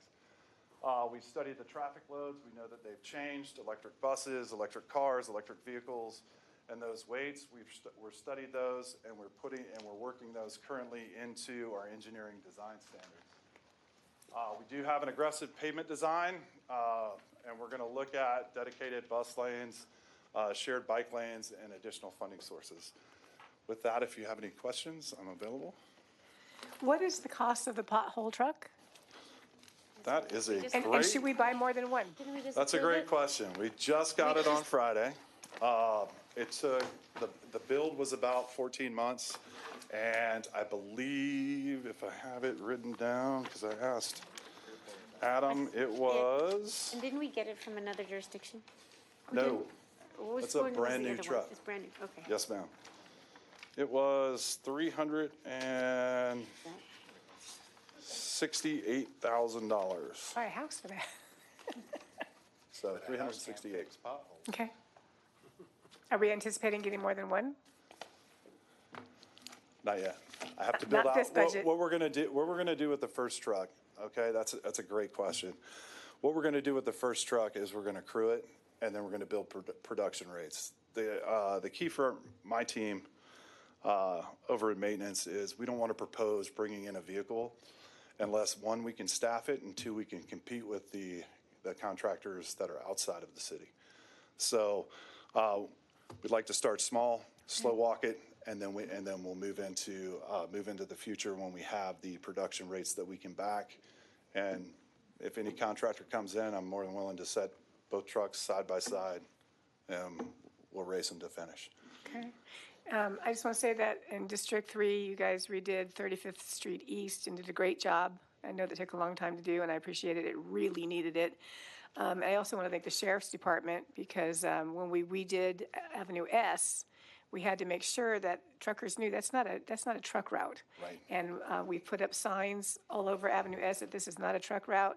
And the Sheriff's Department's been very good about ticketing truckers going down Avenue S. So my hat's off to you guys for doing that. Maybe on some of the other roads that truckers are using, we need to put more signs up because they are ripping up our pavement. So. Understood. Yeah. And thank you for the website. I know I've been asking for it for a long time. The number one call that I get is about our roads and our street repairs. So to have the residents be able to get on an interactive site and click where they live is so helpful. You have no idea. Yes, so ma'am. thank you for doing that. I was just going to echo that. Thank you so much. That's an incredible tool for our communities to be able to just go online and tinker around and see, and if people who aren't residents, maybe they want to look to invest in our community or to buy a home. That might be something that they use in order to determine where they live when they do come to our city. So just thank you. It's an incredible tool. Thank you for the entire program. And for breaking it down. I know the first time you guys presented, at least the beginnings of this, I was pretty adamant about getting the district breakdown, and I know how much work went into providing that for us, and I do see that my district is getting its fair share, so thank you very much for doing that. Yes, ma'am. Mr. Lara? Yesterday thank you, Laura. Oh, just went back on.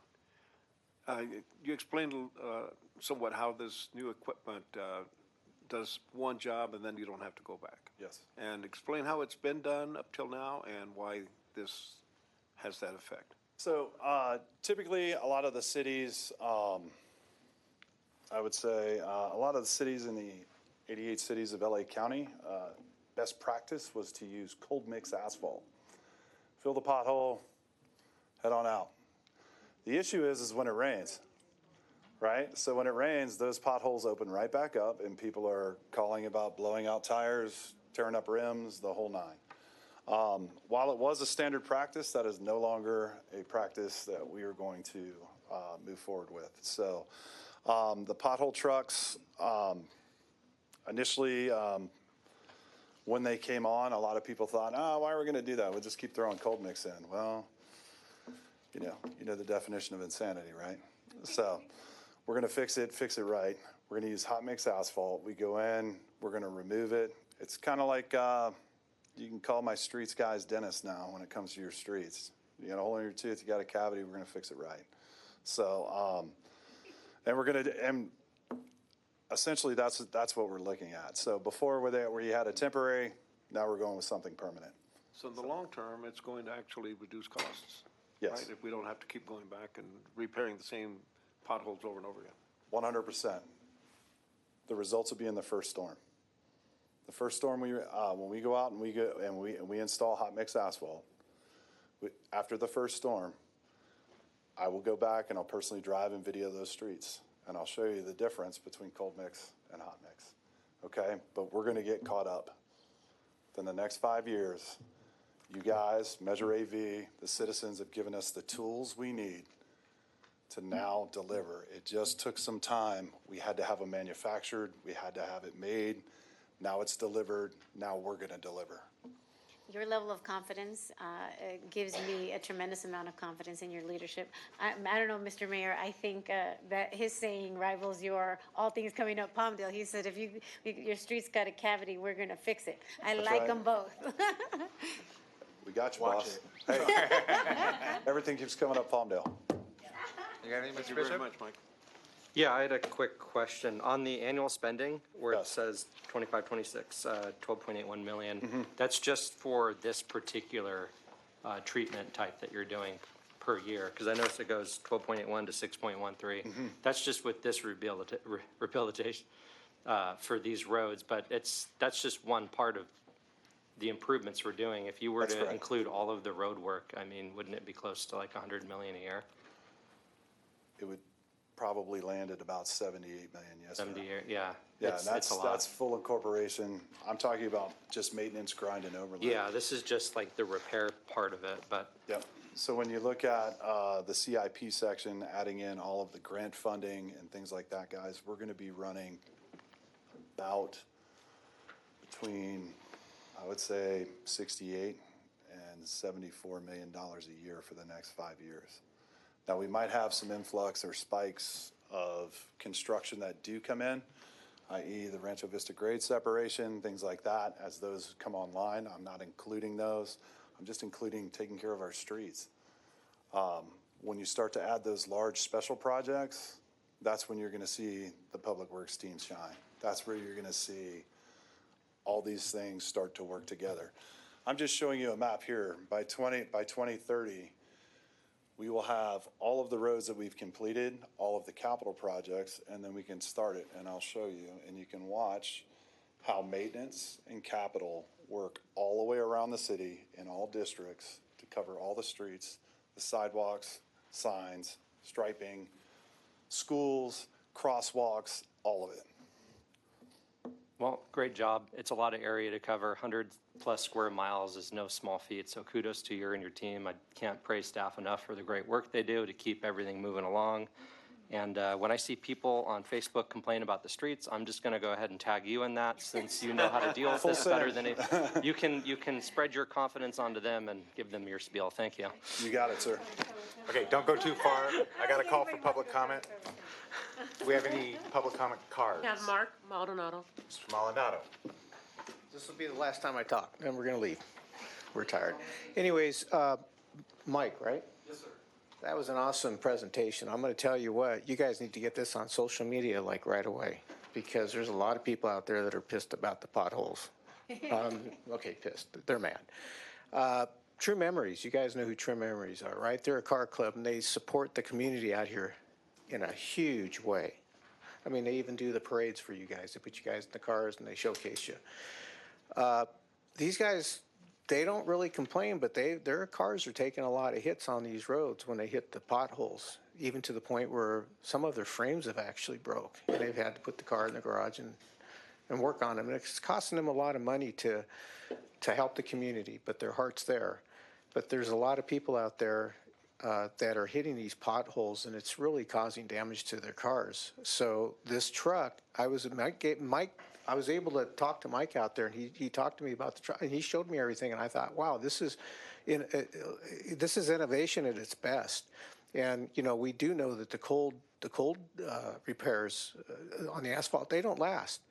But the way he explained it, if this works, and I would believe it would, man, this is probably one of the best investments that Palmdale's made to really get the residents out here in a little bit more of a happy place.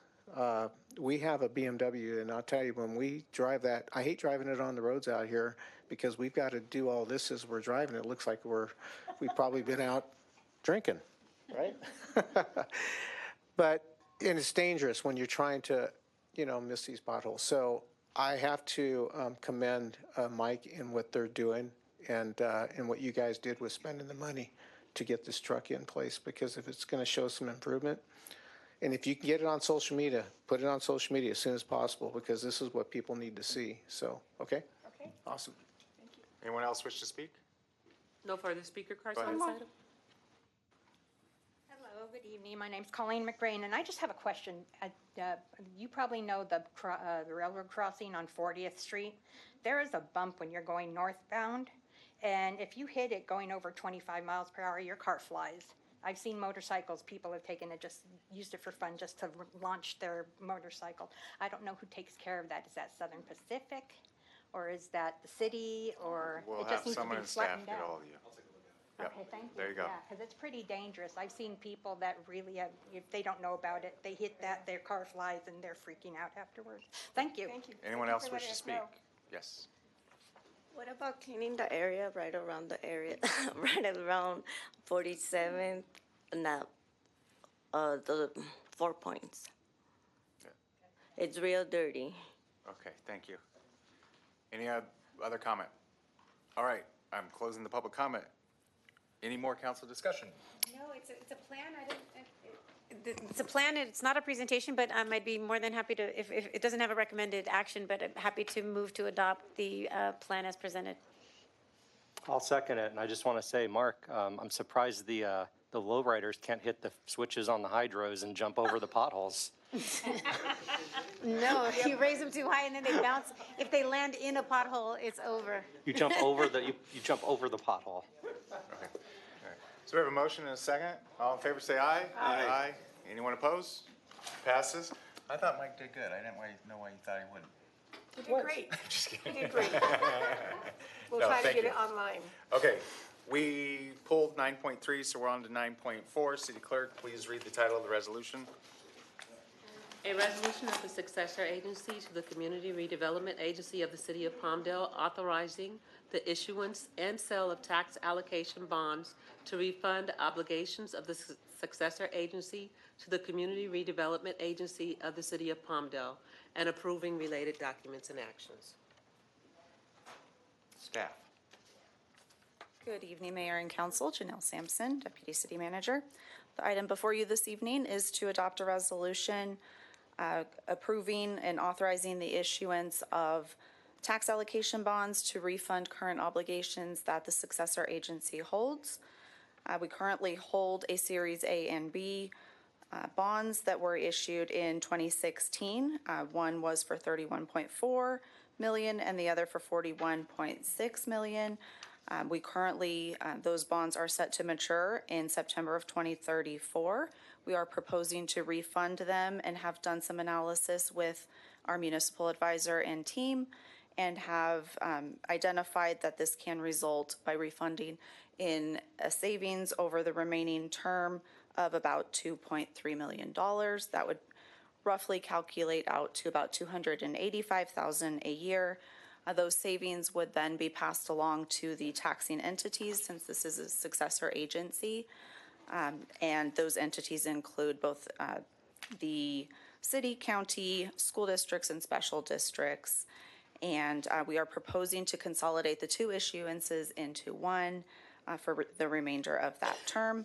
In addition to approving the issuance of the bonds, you would also, we are recommending approval of the related documents, which include the indenture of trust and the bond purchase agreement, as well as designating the financing team, including the municipal advisor, bonded disclosure counsel, and the underwriter. Staff is available for any questions. I have one. Questions? Yeah, Mr. Lyon. So can you explain how this will result in ongoing debt service savings in an aggregate amount of $2.3 million? How are you accomplishing that with this measure? Of course, by refunding, we can take advantage of lower interest rates over the remainder of the term. So these were issued back in 2016 when rates were higher. Obviously, we can't guarantee that a specific dollar amount at this point in time. We have looked at rates as of April and have been able to calculate this estimated savings over the remainder of that term based on those rates. Thank you. Anyone else? Okay. Do I need to do public comment for this one? Anyone wish to speak? Any cards? There are no public comment cards on this item. Roger? Okay. We'll close public comment. Council discussion? Anybody? Move to approve it. Okay. Second. All right, we got a motion, a second. All in favor, say aye. Aye. Anyone opposed? Passes unanimously. All right, we're in the joint new business, section 10. Now it's our budget presentation. Where did everybody go? This is the good stuff, and they're all gone now. All right. It's Cinco de Mayo. And Lakers playoffs and everything else.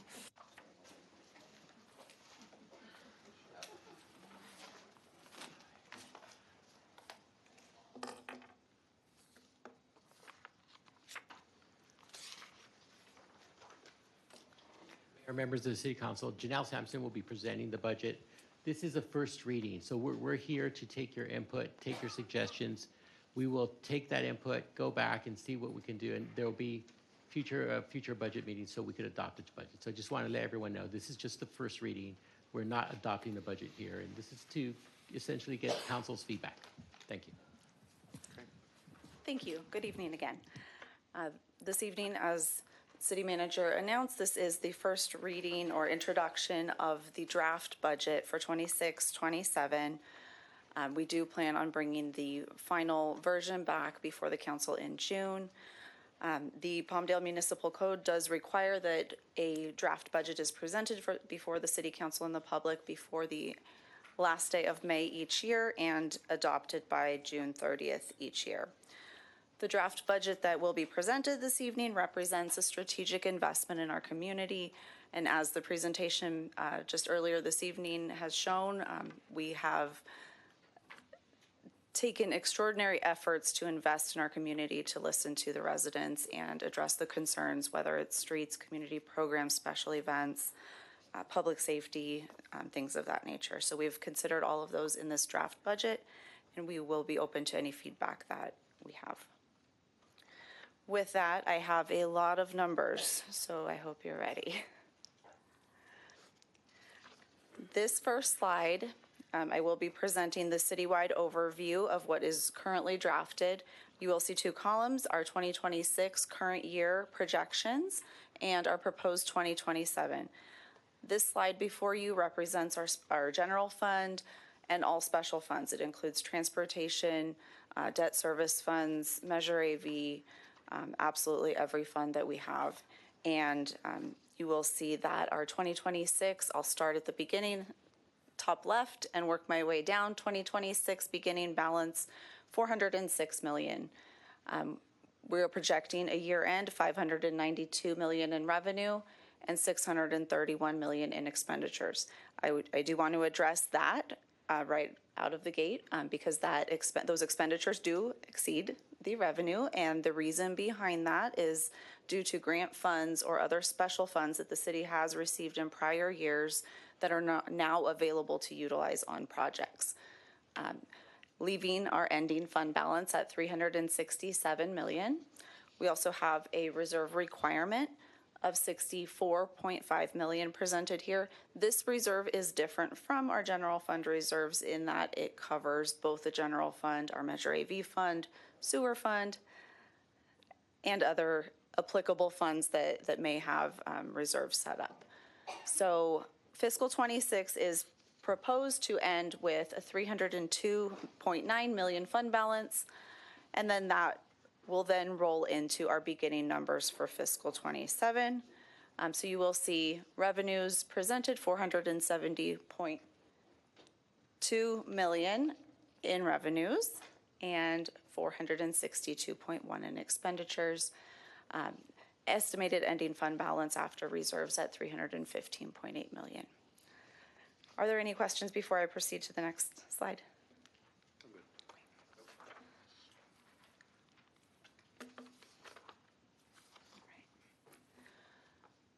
This slide before you presents our general fund summary.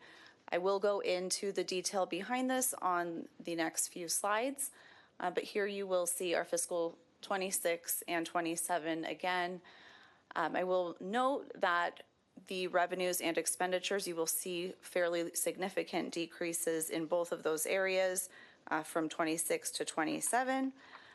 The large driver of those reductions in revenue are transfers between our consolidated funds. We have general fund and our self-insured funds, which includes our self-insured liability and our self-insured health funds. The general fund does supplement those because we do pay those liabilities and claims as they come in. So those are represented as both a revenue and expense, and therefore you'll see that on both sides there.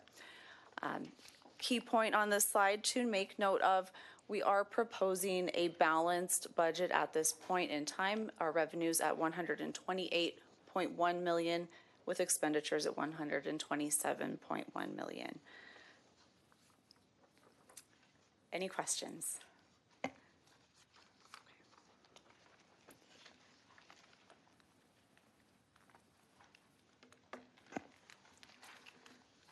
The slide before you outlines our general fund revenues, and this breaks it down by category and what we're proposing both fiscal 26 and fiscal 27. We also show here the anticipated change and the percentage change.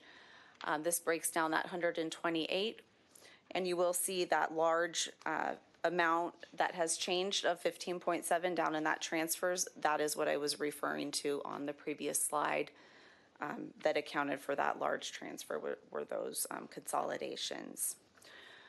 So going through this slide, property taxes, we are anticipating a 3% increase.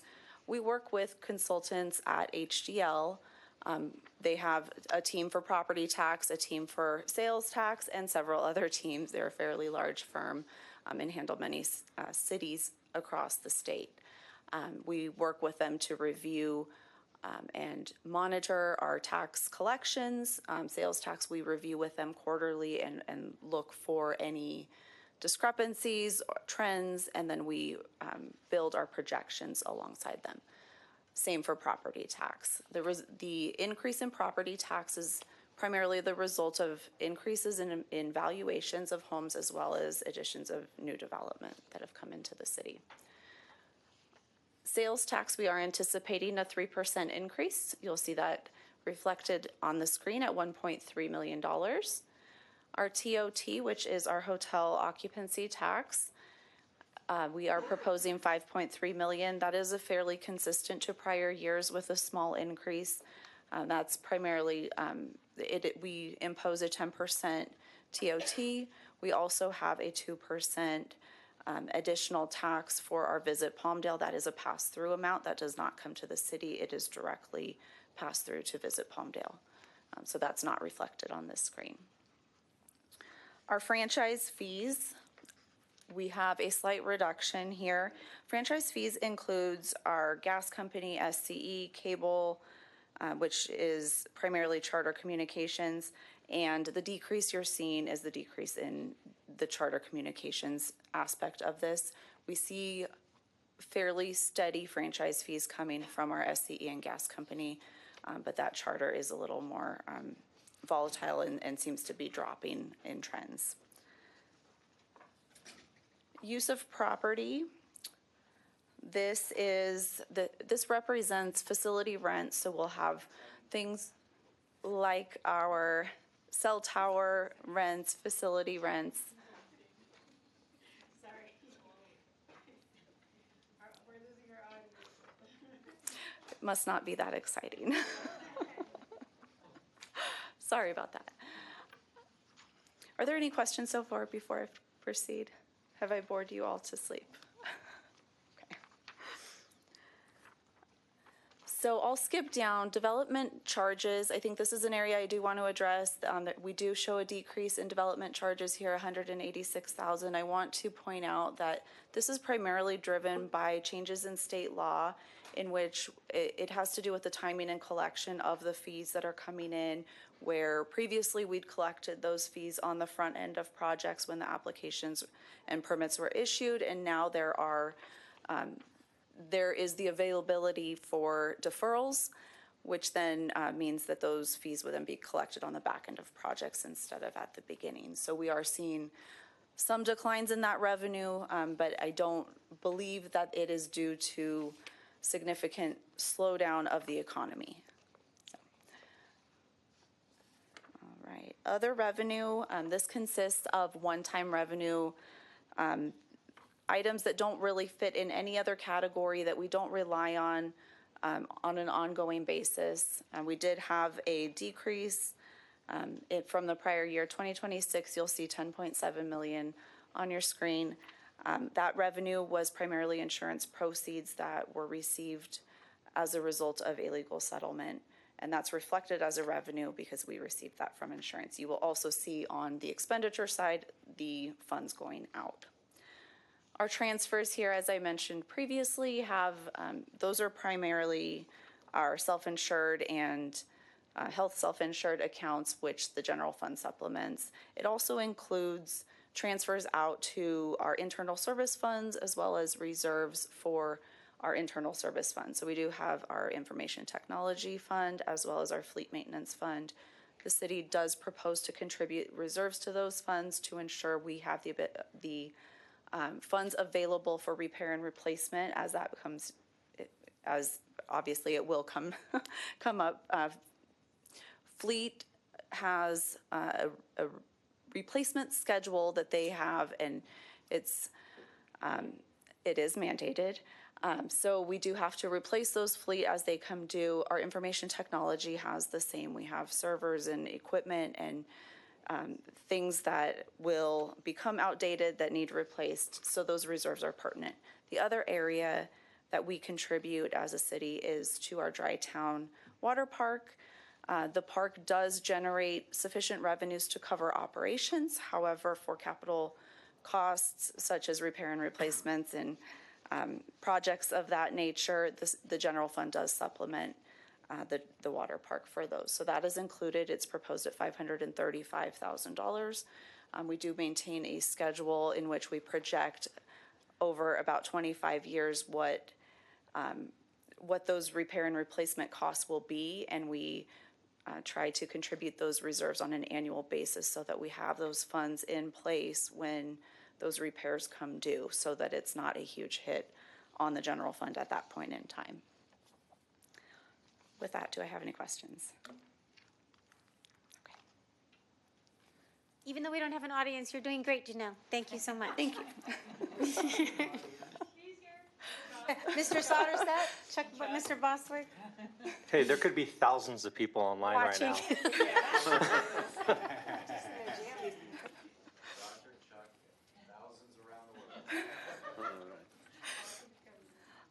All right, next slide, general fund expenditures.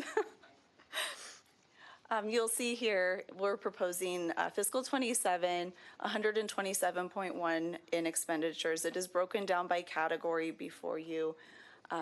Salaries and benefits are consolidated for presentation purposes. There is a 4% cost of living increase that is incorporated in these projections.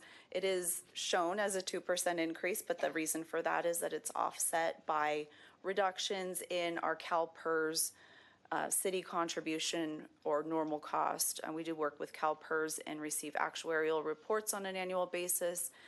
Based on the most recent actuarial report, they have reduced the city's contribution from 11.43% to 10.19%. So that is reflected here. The city has, the departments in the city have done an amazing job of tightening their budgets and really reviewing thoroughly. So you will see some reductions here. Organizational development, These areas were reviewed to ensure that there's equitable distribution of opportunities for training, growth, and development, and that we're also being mindful of the amount of people that we're sending to those trainings, alternating and cutting costs where we can, but still distributing the opportunities equitably. So you'll see that here. Operating expenditures, we do show a decrease of 3.2 million here. That's largely due to about 6.5 million in settlements in the prior year. It is offset by some increases. We did have increases coincidentally in our insurance premiums of about $1 million. So that is shown here. We also have an increase of $1 million that we've allocated for a future land acquisition. So that really balances that decrease from the 6.5 down to 3. Contract services, we have tried extremely hard to remain flat in that area. I think that's a reflection of negotiations and staff really monitoring their contracts and ensuring that we're utilizing, we're holding our contractors accountable, and that we're striving for the best rates in our contracts in negotiations. I can go through a few of the large contracts that the city has that are incorporated in that number. Contract services represents a large portion of the budget at $26.8 million. And we have some large contracts, including our landscape maintenance, professional services, our security, which is our good guard that monitors the whole city, all of our offsite locations as well as City Hall. Building maintenance, our library, we contract with LS&S to run our library, our custodial services, tree trimming. There's some large contracts, and I think they're doing a great job for the city and delivering. So we are definitely holding them to that. Any questions so far? Okay. County contracts. This is everyone's favorite. County contracts. This includes our LA County Sheriff's Department contract as well as our animal care and control contract. LA County Sheriff is proposed to increase 2.3% from the prior year, and animal care and control has a larger increase of just under $1 million, about $900,000. So that's definitely a hard one. You will see a decrease here, so that may raise some questions. The reason is this is general fund only. Our county contracts are funded by general fund and our Measure AV fund, as well as we have our JAG grant, and we'll apply for some other grants, and if we're awarded those, that they would be funded by all of those means. So you will see that decrease here, and that's the reason.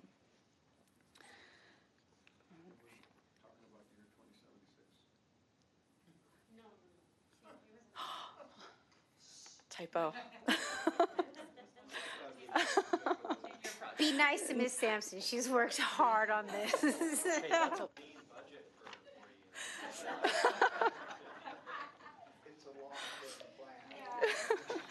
Looking very far into the future. I apologize for that. It's a draft.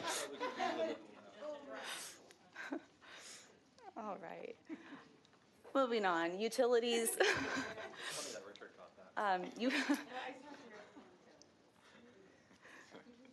There is a minor decrease in utilities, and I think this is representative of some projects the city has put in place and completed in the prior year, some energy efficiency projects, and we're finally reaping those benefits. So that's actually really great to see. I'm excited. Capital, there is quite a large reduction there. We do try extremely hard to fund our capital projects with special funds, grant funds, any funds aside from the general fund where possible.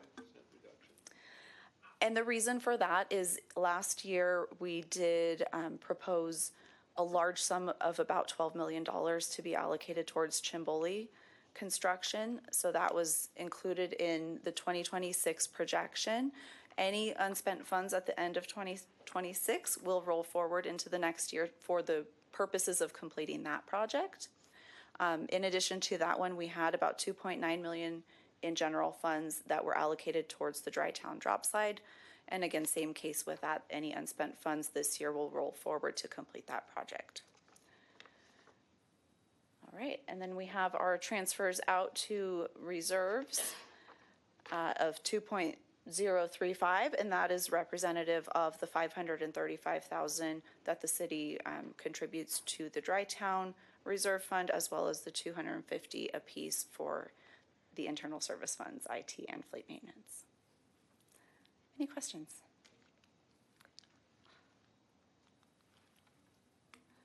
Okay, got the right year on this one.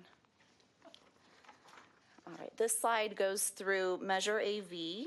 We did break this down, and I do want to point out that the Measure AV proposed budget will go before the Oversight Committee on May 27th, I believe, which is prior to us bringing this budget back to this council for adoption. So we will be presenting this and obtaining their feedback and incorporating that where possible as well. So we have, this slide is broken down by category. We are anticipating $24.3 million in Measure AV revenues in the coming year. Our expenditures are broken down by the primary categories, which are public safety, beautification, infrastructure, CIP, community programs, economic development, and administrative. Total proposed expenditures in 2027 are $24.4 million. And public safety, you will see there is an increase of $2.8 million, and that increase is due to the shift and reallocation of sheriff contract to split between those two funding sources. The beautification infrastructure and CIP does show a large reduction of $17.9 million, and I want to point out that that is because we have a large amount of capital projects that were funded in fiscal year 2026. And again, as I mentioned with the others, any unspent funds will roll forward through the life of those projects, so those will be completed. The new projects that are presented for the $5.3 million here include $2.5 million for the Oasis Park drainage project, as well as funding for our community preservation program and our park maintenance program. Those programs include staffing, operational costs, program costs, supplies, the whole package. I will also say that those programs are not funded solely by Measure AV. This is a portion to support those. Those are sections of our maintenance division that are funded through multiple funding sources, including landscape maintenance funds, park assessment funds, general fund, Measure AV. Did you have a question? No, I just wanted to just make sure. So when you say community preservation, if anybody's watching, paying attention, community preservation, when you say we're increasing it $2.2 million, that program is specific to graffiti and illegal dumping, which are two of our, aside from potholes, we get graffiti and illegal dumping complaints all the time. And so that's what community preservation program represents. Yes, thank you for that. And to that point, the community preservation program is fairly new. Just in the past year, it was just established. So we are still kind of feeling out that program and getting an idea of what the costs are going forward and how we're addressing the graffiti and illegal dumping. It was previously combined into other sections of maintenance. All right. Community programs includes, one second. We have $2.9 million proposed in community programs, which includes our community events, funding for Legacy Commons, our senior center, which includes staffing and programmatic costs, the whole package for the senior center. It includes $752,000 towards saves. This also includes funding towards our unhoused programs, which the city has a motel voucher program that we've had for many years, and that funding is included here. We also have recreation scholarships. There is $30,000 available in recreation scholarships, and we've had some really good response in the past couple of years to that. And our parks team can definitely speak more to that if needed. We have veteran and community support of $80,000 and $70,000 in legal service support for our community. The largest item here is our community events. So I just want to go back to that. There's $1.5 million allocated under this line item in community events. This includes things like our holiday lights, our tree lighting, Jolly Holiday, Kaleidoscope, Farmers Market, America's 250th. We're allocating about $300,000 towards programs that help celebrate the 250th birthday, as well as salaries and benefits to support all of those events for our Parks and Recreation team. So, any questions so far? Okay.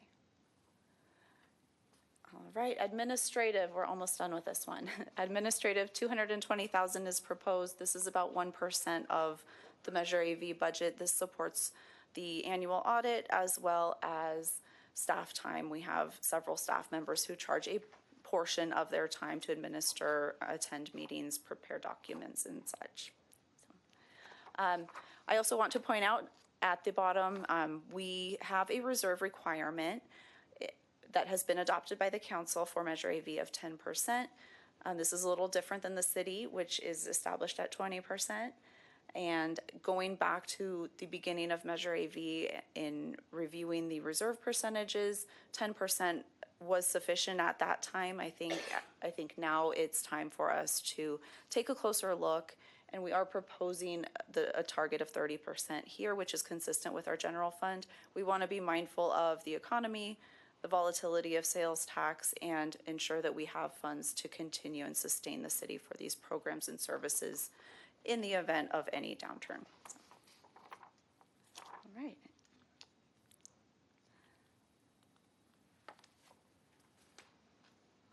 All right, this slide goes over other funds and focuses primarily on our transportation funds. This is the big driver of all of those capital improvement projects and street projects that we talked about earlier. We break down here for you the largest transportation funds: gas tax, Prop A, Prop C, Article 3, Article 8, Measure R, Measure M. You'll see that fiscal year 2026 has some large amounts, specifically in Measure R. These are, we do have grant funds, Measure R grant funds, Prop C grant funds, and those will carry forward. There's some key projects which include our State Route 138, Palmdale Boulevard interchange projects. There's about $90 million in those projects that those grant funds will carry forward to be allocated towards those projects. So that's a large amount. The 2027 proposed are new additions to those fundings. So our gas tax, we have a pretty large investment, and I can go through this a little later as we go through our capital improvement projects also. But our street resurfacing has about $8.7 million allocated in 2026. We have an additional $3.8 million allocated in 27. We have our Rancho Vista grade separation project, and I'll just touch on a few so we can move along.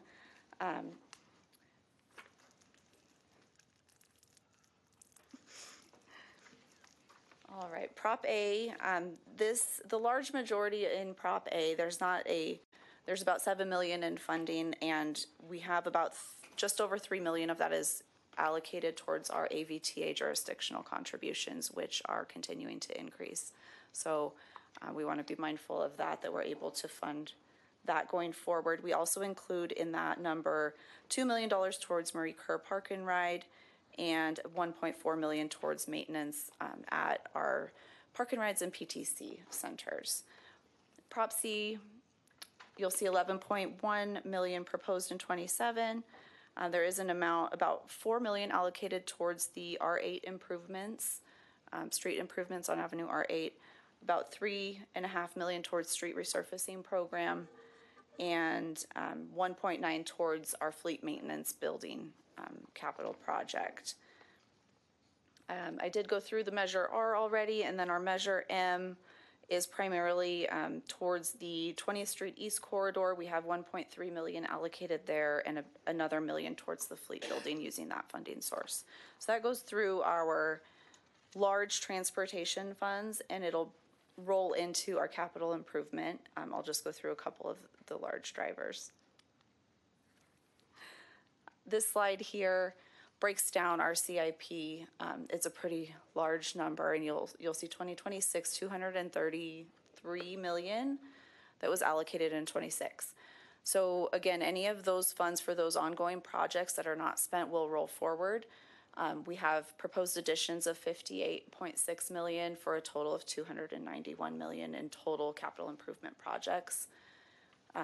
And going back to the street projects, I think we were talking about this in the last presentation, total program of $176 million in street projects. So that's a big portion, over 60% of our program goes to streets. So we're definitely making an investment there.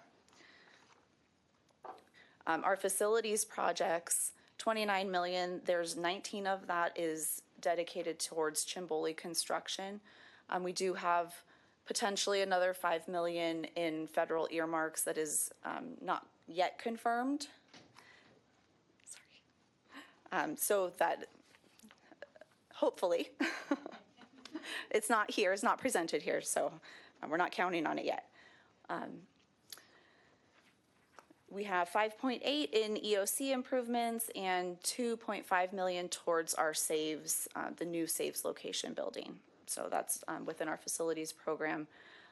Under drainage, 7.3 million, this will roll forward from the prior year. We don't have new projects, but this is funding for the Amargosa upper recharge project, as well as the Oasis Park Basin upgrade, and the 40th East and Avenue R drainage project. So, all right.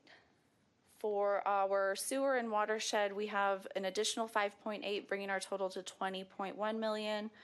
This is 9.3 of this is for storm drain improvements, and a total of 8.8 is our fleet maintenance building. So I mentioned on the prior slide some funding towards fleet maintenance. This is the full project here, the 8.8 that we have funded for.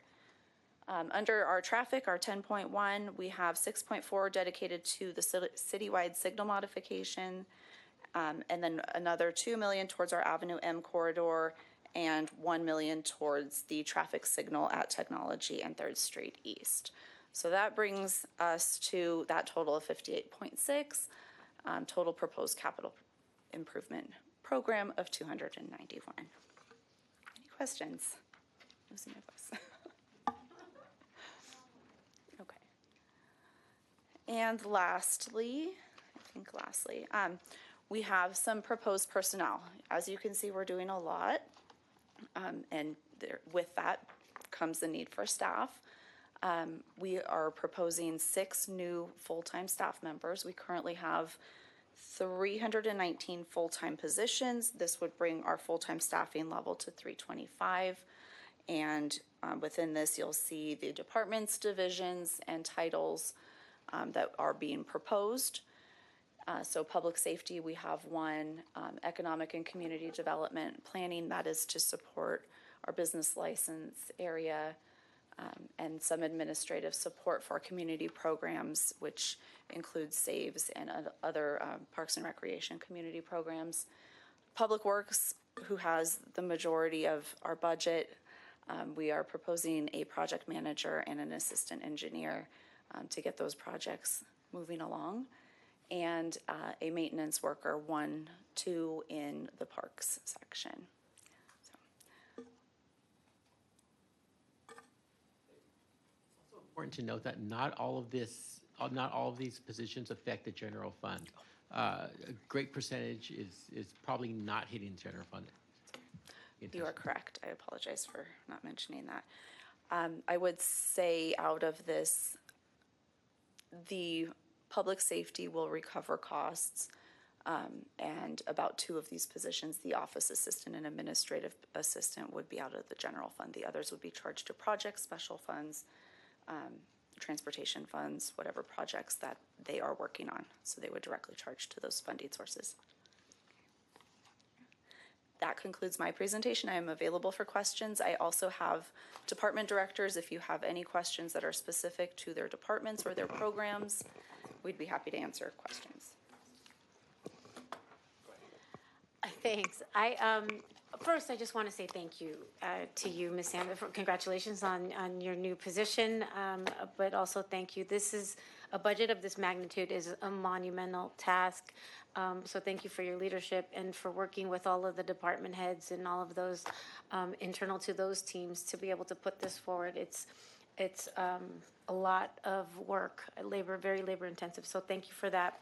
I was at a Lancaster City Council meeting, and they presented an idea, and I told them then, and I mentioned it to our city manager about the idea of they're hosting a budget open house.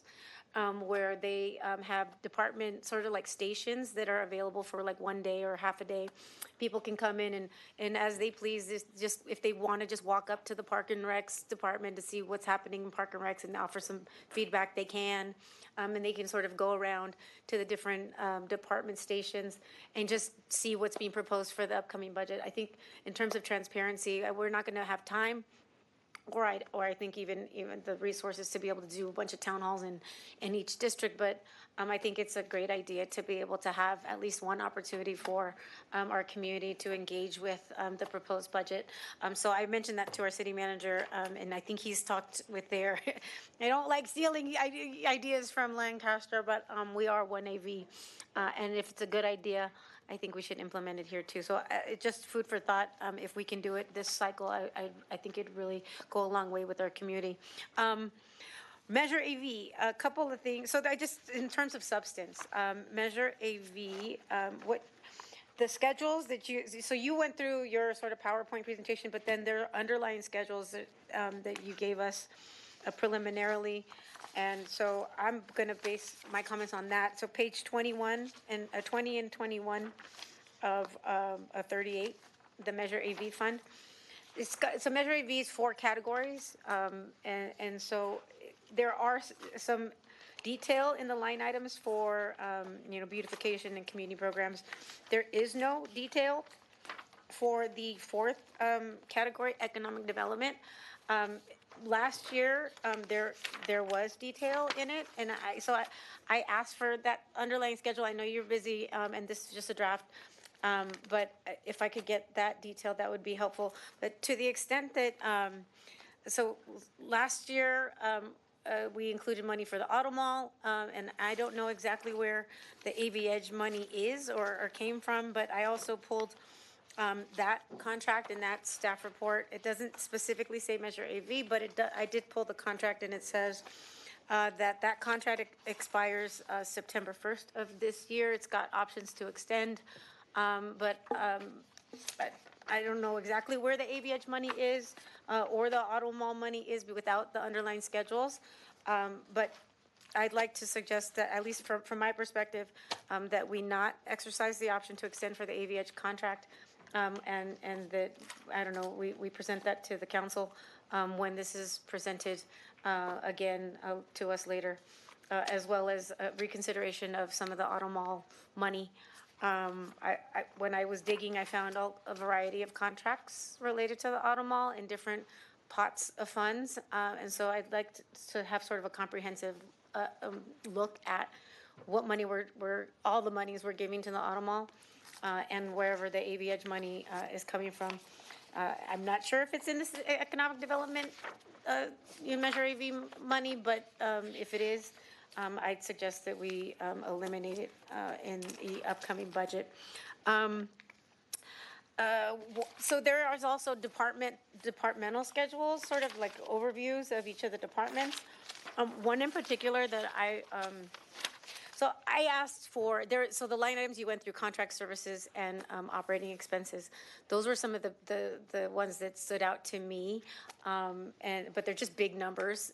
And without seeing what goes into those contract services and those operating expenses, there's a lot of fluctuation in them. So that's why I asked for the underline for each department so that I could see. But one in particular, this is for the city attorney. Our 2026 adopted budget was $2.3 million.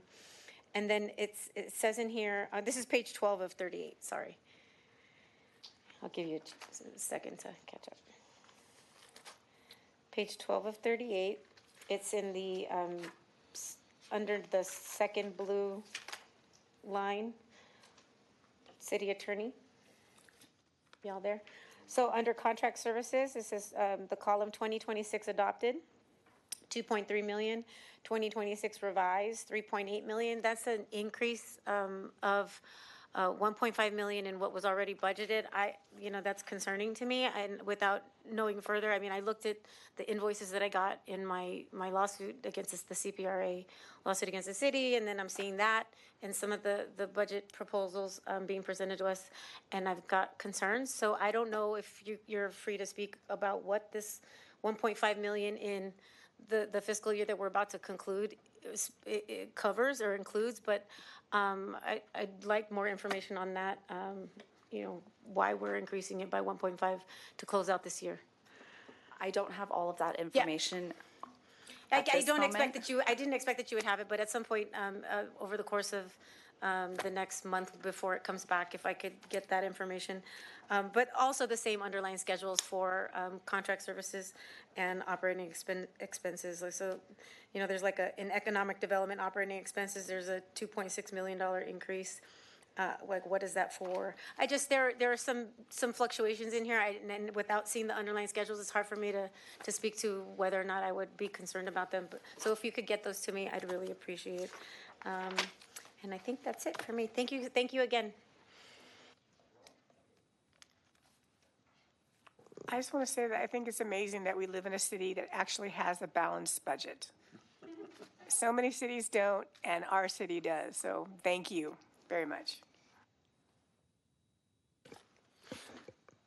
Yeah, thank you very much for the work you do throughout the year to keep our city moving forward. And it's I've heard recently it's really important that the maths. So in this case, the math is mathing, and we're able to have a balanced budget and get new equipment, retain staff, hire more people to get these jobs done, to increase the quality of life for people. And thank you once again, staff, but I also want to thank the residents for Measure AV and Measure PD.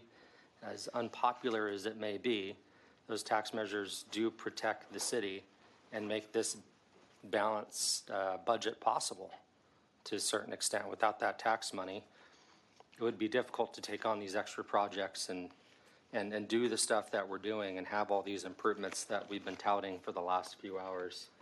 So I know we're going to get to more and talk about the tax stuff later, but thank you for the work you do. And if there's one thing I've noticed over all of the years I've been here, is that it's really expensive to maintain a water park. Yeah. That's pretty much it. Not the smartest investment, but I know our residents enjoy it. Okay, now is the time for public comment. Does the person in the audience wish to speak? Two people. Here he comes. I knew you'd come back. Nobody's written any material from me. Mr. Olson, We're doing the perhaps best we you can could. Jerry Seinfeld hasn't gotten back to me with any new material, but since I'm a BMW fan and he prefers Porsches, I think he would refer to me as a schmuck. So that's probably why I haven't gotten any jokes from him. We'll get you some joke writers. I'd really appreciate it.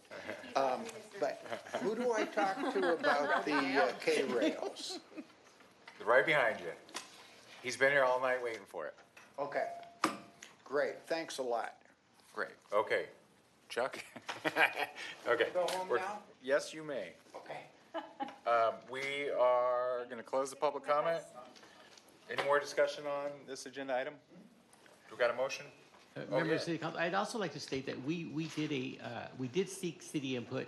I love the idea of an open house. I'll work with staff and see what we can put together with that. But we did have a statistically significant outreach event for the community, and we did get some input. We took that into consideration, but we will also see what we can put together as far as an open house to invite the community to come in on their own and visit the departments and see what impact the departments are making on their community. So that's something we'll try and get together as soon as possible. Okay, great. So this is just presentation, no action required, correct? All right, then we're on to city manager report. Mayor, members of council, we have upcoming events, Stamp Out Hunger Food Drive, Saturday, May 9th from 3 to 6 p.m. At the Post Office Annex located at 38917 20th East Street. Led by the local postal workers, this nationwide effort helps provide food to families in need, and residents are encouraged to come in and donate perishable items, non-perishable items, I should say, excuse me. Come in, or you can leave them in your, you can still leave them Correct. in your mailbox, right? They Yeah, so usually leave just- bags out yeah. and do it, but By your mailboxes or your, you can also go in person. AV Children's Choir presents Americana Singing the Stories of America, Saturday, May 16th. They have two shows, one at 2 and 7 p.m. at the Palmdale Playhouse. A tribute to the King, Scott Bruce is Elvis, Saturday, May 23rd at 11 a.m. and 6 p.m. at the Palmdale Playhouse. Get ready for a rock and roll experience that brings the spirit of sound of Elvis Presley to life. Drytown Water Park is opening Saturday, May 23rd at 11 a.m. So come out and get your tickets online. West Coast Classical presents Sounds Too Beautiful, Saturday, May 30th at 8 p.m. at the Palmdale Playhouse. And West Coast Playhouse also presents Symphony of Strings, a light music. So Saturday, May 31st at 2 and at 5 p.m. at the Palmdale Playhouse. Palmdale City Council is accepting applications to serve on the Mobile Home Park Rental Review Board, Board of Library Trustees, and the EIFD board. So for more information, please visit our city website on those boards. Also, the Farmers Market has just started these Fridays. So we have it at Sam Yellen Park. It'll take place every Friday from 5 to 9 p.m. And also, High Desert Beer and Wine Festival tickets are on sale now. Visit our website. It is next month on June 20th, if I am correct. Yes. So they moved the farmer's market from Oasis? To Yellen. Yes, Oh, thanks for letting me know. I had nothing to do with it. That's not good. Okay. Comments? Okay, fantastic. Item 12, council reports, announcements, requests for future agenda items. Yeah, I do have a request for a future agenda item, and that would be that we put on the agenda for, I guess, the first meeting in June, the financing program that apparently was developed out of meetings with between a subcommittee and the Auto Mall, and apparently some agreements were prepared, and they were to be submitted. But apparently there's been some kind of an issue that has arisen about the appropriateness of the subcommittee having those discussions. But I think that we ought to put this before the council to consider the proposal. I believe that the contracts have already been prepared. Quite a bit of time has been spent on this issue, and I think it's deserving of having this matter discussed and for action. So I would request that we put this on the agenda for our first meeting in June.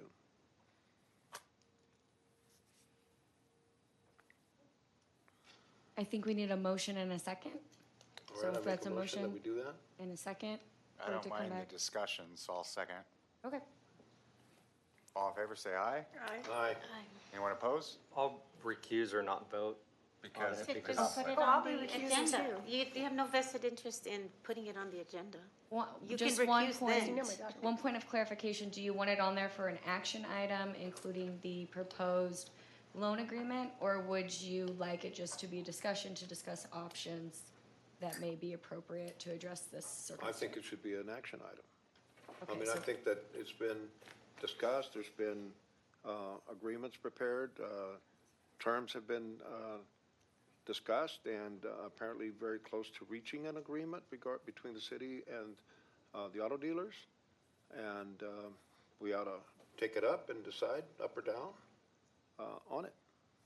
Okay, that's the motion. We had a second, and I heard 4 and 1, correct? I'll just recuse just out of an abundance of caution. Okay. I I'm don't going to wanna- recuse too. Okay, well, Okay. we'll talk about it next month then. What do you mean, what? I mean, it passes three. Passes, three. yeah. Yeah, Okay, perfect. just need a majority. Okay, anybody else?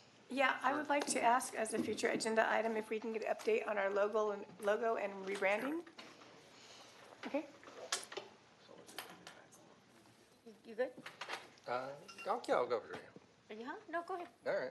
All right. I wanted to talk, I wanted to bring something forward. I want to talk a little bit about Measure ER from the county. I know that's still pending regarding the vote that's going to take next month in June. However, I think we should take action now, maybe do a press release. If we can get some consensus tonight, we do a press release, maybe a proclamation. I know the timing's a little late on this, but I think it's something we need to be proactive with because I believe that that text measure and future legislation, if passed, does override our Measure PD. I think the intent of it was to protect the sales tax for Palmdale to stay local, but not for a new tier or a new tax to be created out of nowhere, if you will, or a special tax to tap onto that. I believe that it kind of overrides the intention of Measure PD a bit, and also it's not right.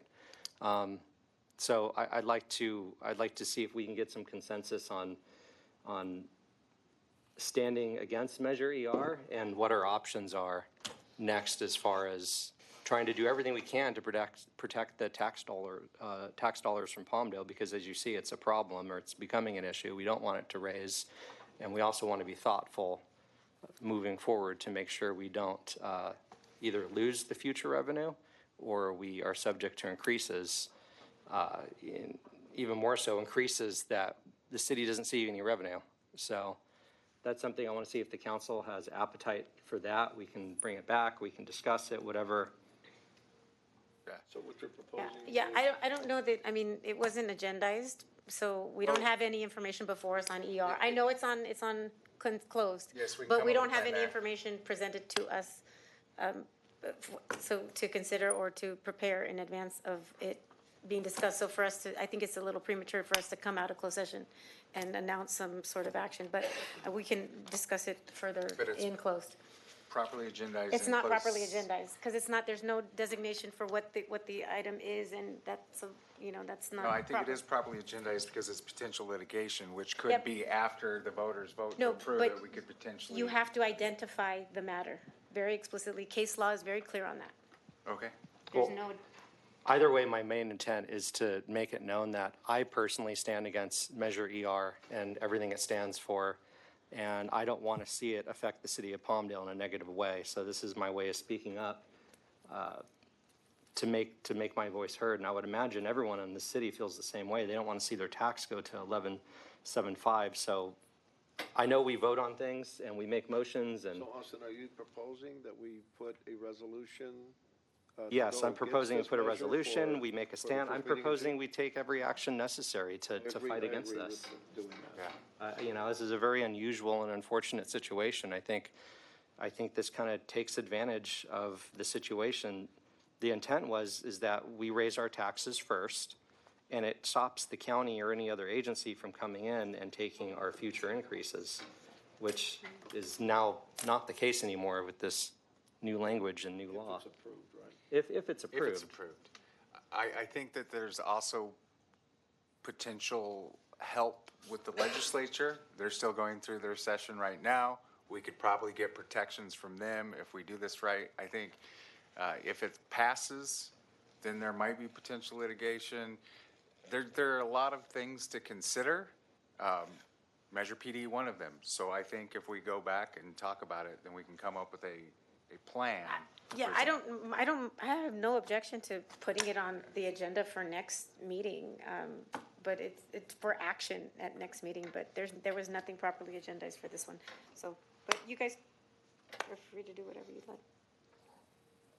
Well, my main intent is to make sure the residents of Palmdale don't pay Okay, but we could 11.75% be sales subject, we tax. could be subject to a lawsuit. I mean, why would we want to engage it? We I mean, I talked can about call for- $6.5 million in liability exposure that we're accounting for in our budget.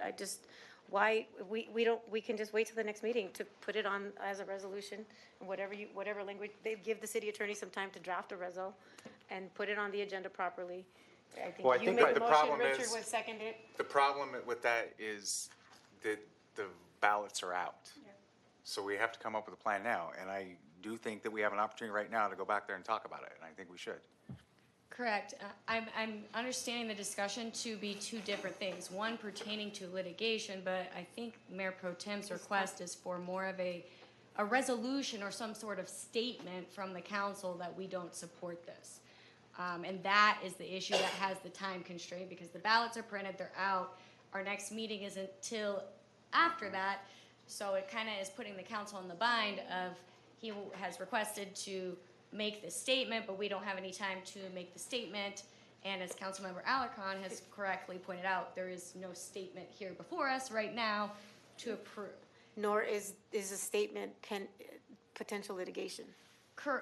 That, I agree with that. But the litigation and actions that can be taken for state and ballot challenges is separate than the issue that Mayor Pro Tem has brought up right now, which is getting consensus from the council to make some sort of either press release, which I think that's why you said that, because we're not going to have time for a resolution. Yeah, the But that's a timing of matter this for is public unfortunate. discussion, not for closed session discussion. A statement is Right, not and a- I think that's what he was trying to do right now. Right, there's two parts of yes. it. Like, right now, can we speak up and can we all agree that we're not in favor of this? And the second part is, if this passes, what options do we have? You know, and that would be closed session. So I apologize if I didn't handle this correctly No, or it's okay. get this on correctly, but confusing. this happened very quickly. I thought this item was gonna go on the November ballot. But it didn't. It's actually on the June ballot, and it can pass in a month. So time is of the essence. I figure squeaky wheel gets the grease, so might as well speak up and say something now. Could I ask a question of the city attorney? I mean, we can do a resolution for next meeting if that's the desire, but. It's a little Too late. Right. It's a little late. Right. They pass it, and we're like, we hate it. Like, if you really want to Would do we it, be I mean, the proper way to do it would be to call for a special meeting, draft a resolution, call for a special meeting, properly agendize it, and we come, or we could do a remote vote or whatever. We could, or there's other ways that we can vote to adopt the resolution, but you have to just call a special meeting. You only need 24 hours notice to do so. So we could do it and properly agendize it. It doesn't have to be right now, because there's nothing on the agenda to that. A motion to set a special meeting I'm just giving you guys actual options that No, protect the our options are nice. legal It's nice to interests. be able to take action on something. It'd be nice to be able to say, hey, you know, we saw this measure coming. We took action. We tried to fight it. We tried to speak up. We tried to do something other than just let this happen. So whether, Can we agendize a special meeting, say, for next week? I'm available. Yeah, let's do that. Next week from today? I mean, does that give us enough time to agendize? Is that it? Yeah. City do one Clerk, do item. we have any meetings of anybody else in this room that would impact? Yes. Who do we got? Like, what's already booked, I guess is the question. What days are available? Well, no, ICSC is coming up, but I think it's the week after that. Yeah, I mean, we don't have to state, like I said, we only need 24 hours notice in order to properly post the special meeting agenda. So we don't have to determine the date right this second. yeah, why don't we just vote to see if we want to do this We and could then just staff schedule work it out the for a date and the special details meeting. and we can. Great, Okay. date to be determined. Motion to bring back a special meeting to discuss the sales tax situation at a date to be determined. Measure Yes. ER, Measure ER. not everything else. And a resolution to say we hate it. Yeah. Something to that Why can't effect. we just schedule next Tuesday? That's my neighborhood watch. Let's just, Oh, is it your neighborhood? We'll figure it out. We'll figure it out. yeah, well, This date allows to be, us time to figure it out. second. Monday next week is open. Okay, Date we'll to figure be- that out later. Date to be determined, second to Mayor All in favor, Olson's say aye. motion. Aye. Anyone opposed? Okay, that passes. Anyone else for item 12? Oh, a couple things, if I could. So I asked for this last time, if we could get a presentation on MARC, the MARC Center. I think we agreed to have it on one of our agendas, but I still haven't seen it. I don't know if we need another vote to have it, a discussion about MARC, not necessarily an action item, but a presentation on its status, on, you know, do we have any protocol for use? I mean, like timelines for, I don't know anything about what's happening with that project. And I know we contributed to the funding of it, but we have not heard from the AV Fair with regard to MARC and its development since the money was expended. And then If we could, through the budget process, at least the draft documents that were presented, I pulled a variety of underlying information about special events and sponsorships, and I've been talking about this for quite some time to try to generate a list. I wanted to get a grasp of what events we sponsor and, how, what process is set forth to get a sponsorship. So the Taco Festival, how do they get the sponsorship versus another event, in another part of the city? In any case, what I'd like to do, and in speaking with our city manager, is potentially set up an ad hoc to review our special events policies, special events and cultural events policies, to come so we can just put that on the agenda for next time to discuss whether or not we should establish an ad hoc about it. Okay, And I'd be second. happy to do it, but, Is there yeah. a motion? Second? Yep. All in favor? Aye. Yay. Anyone opposed? Passes. Anybody else? One last announcement, May 12th, so I did an eviction protection event. This is kind of important. May 12th, we're doing another one. There was a resounding response to the eviction protection event that I did with Salva. It's funded by La Casa. May 12th, again, at 10 a.m. in Ponce Laden Square. We're going to be here again. We did it at Oasis last time, but we're going to be at Ponce Laden. May 12th, 10 a.m. From 10 to 11, we'll be here. With all the representatives right under the canopy there. So. And also on the 12th is my neighborhood watch at Oasis Park. I'll be there at 6 p.m. Fantastic. Okay. Item 13, closed session. Anybody in the public wish to comment on the closed session agenda? Chuck? Nope. By the way, please thank your boss for being the no vote to place Measure ER on the ballot. We appreciate her looking out for our residents. Thank you, Catherine Barger. Okay. City Attorney. Good evening, Mayor Pro Tem, and City Council members. Tonight, I have for you for a closed session, item 3.1, 3.2, 3.3. 3.3 has 3 items. I'm going to recommend recusal from one of each from Councilmember Alarcon and Councilmember Loa. These are just updates. And then we have 13.4 and 13.5. And I'm ready when you are. Great, we're ready. Sorry, I didn't quite catch what you said about us, but.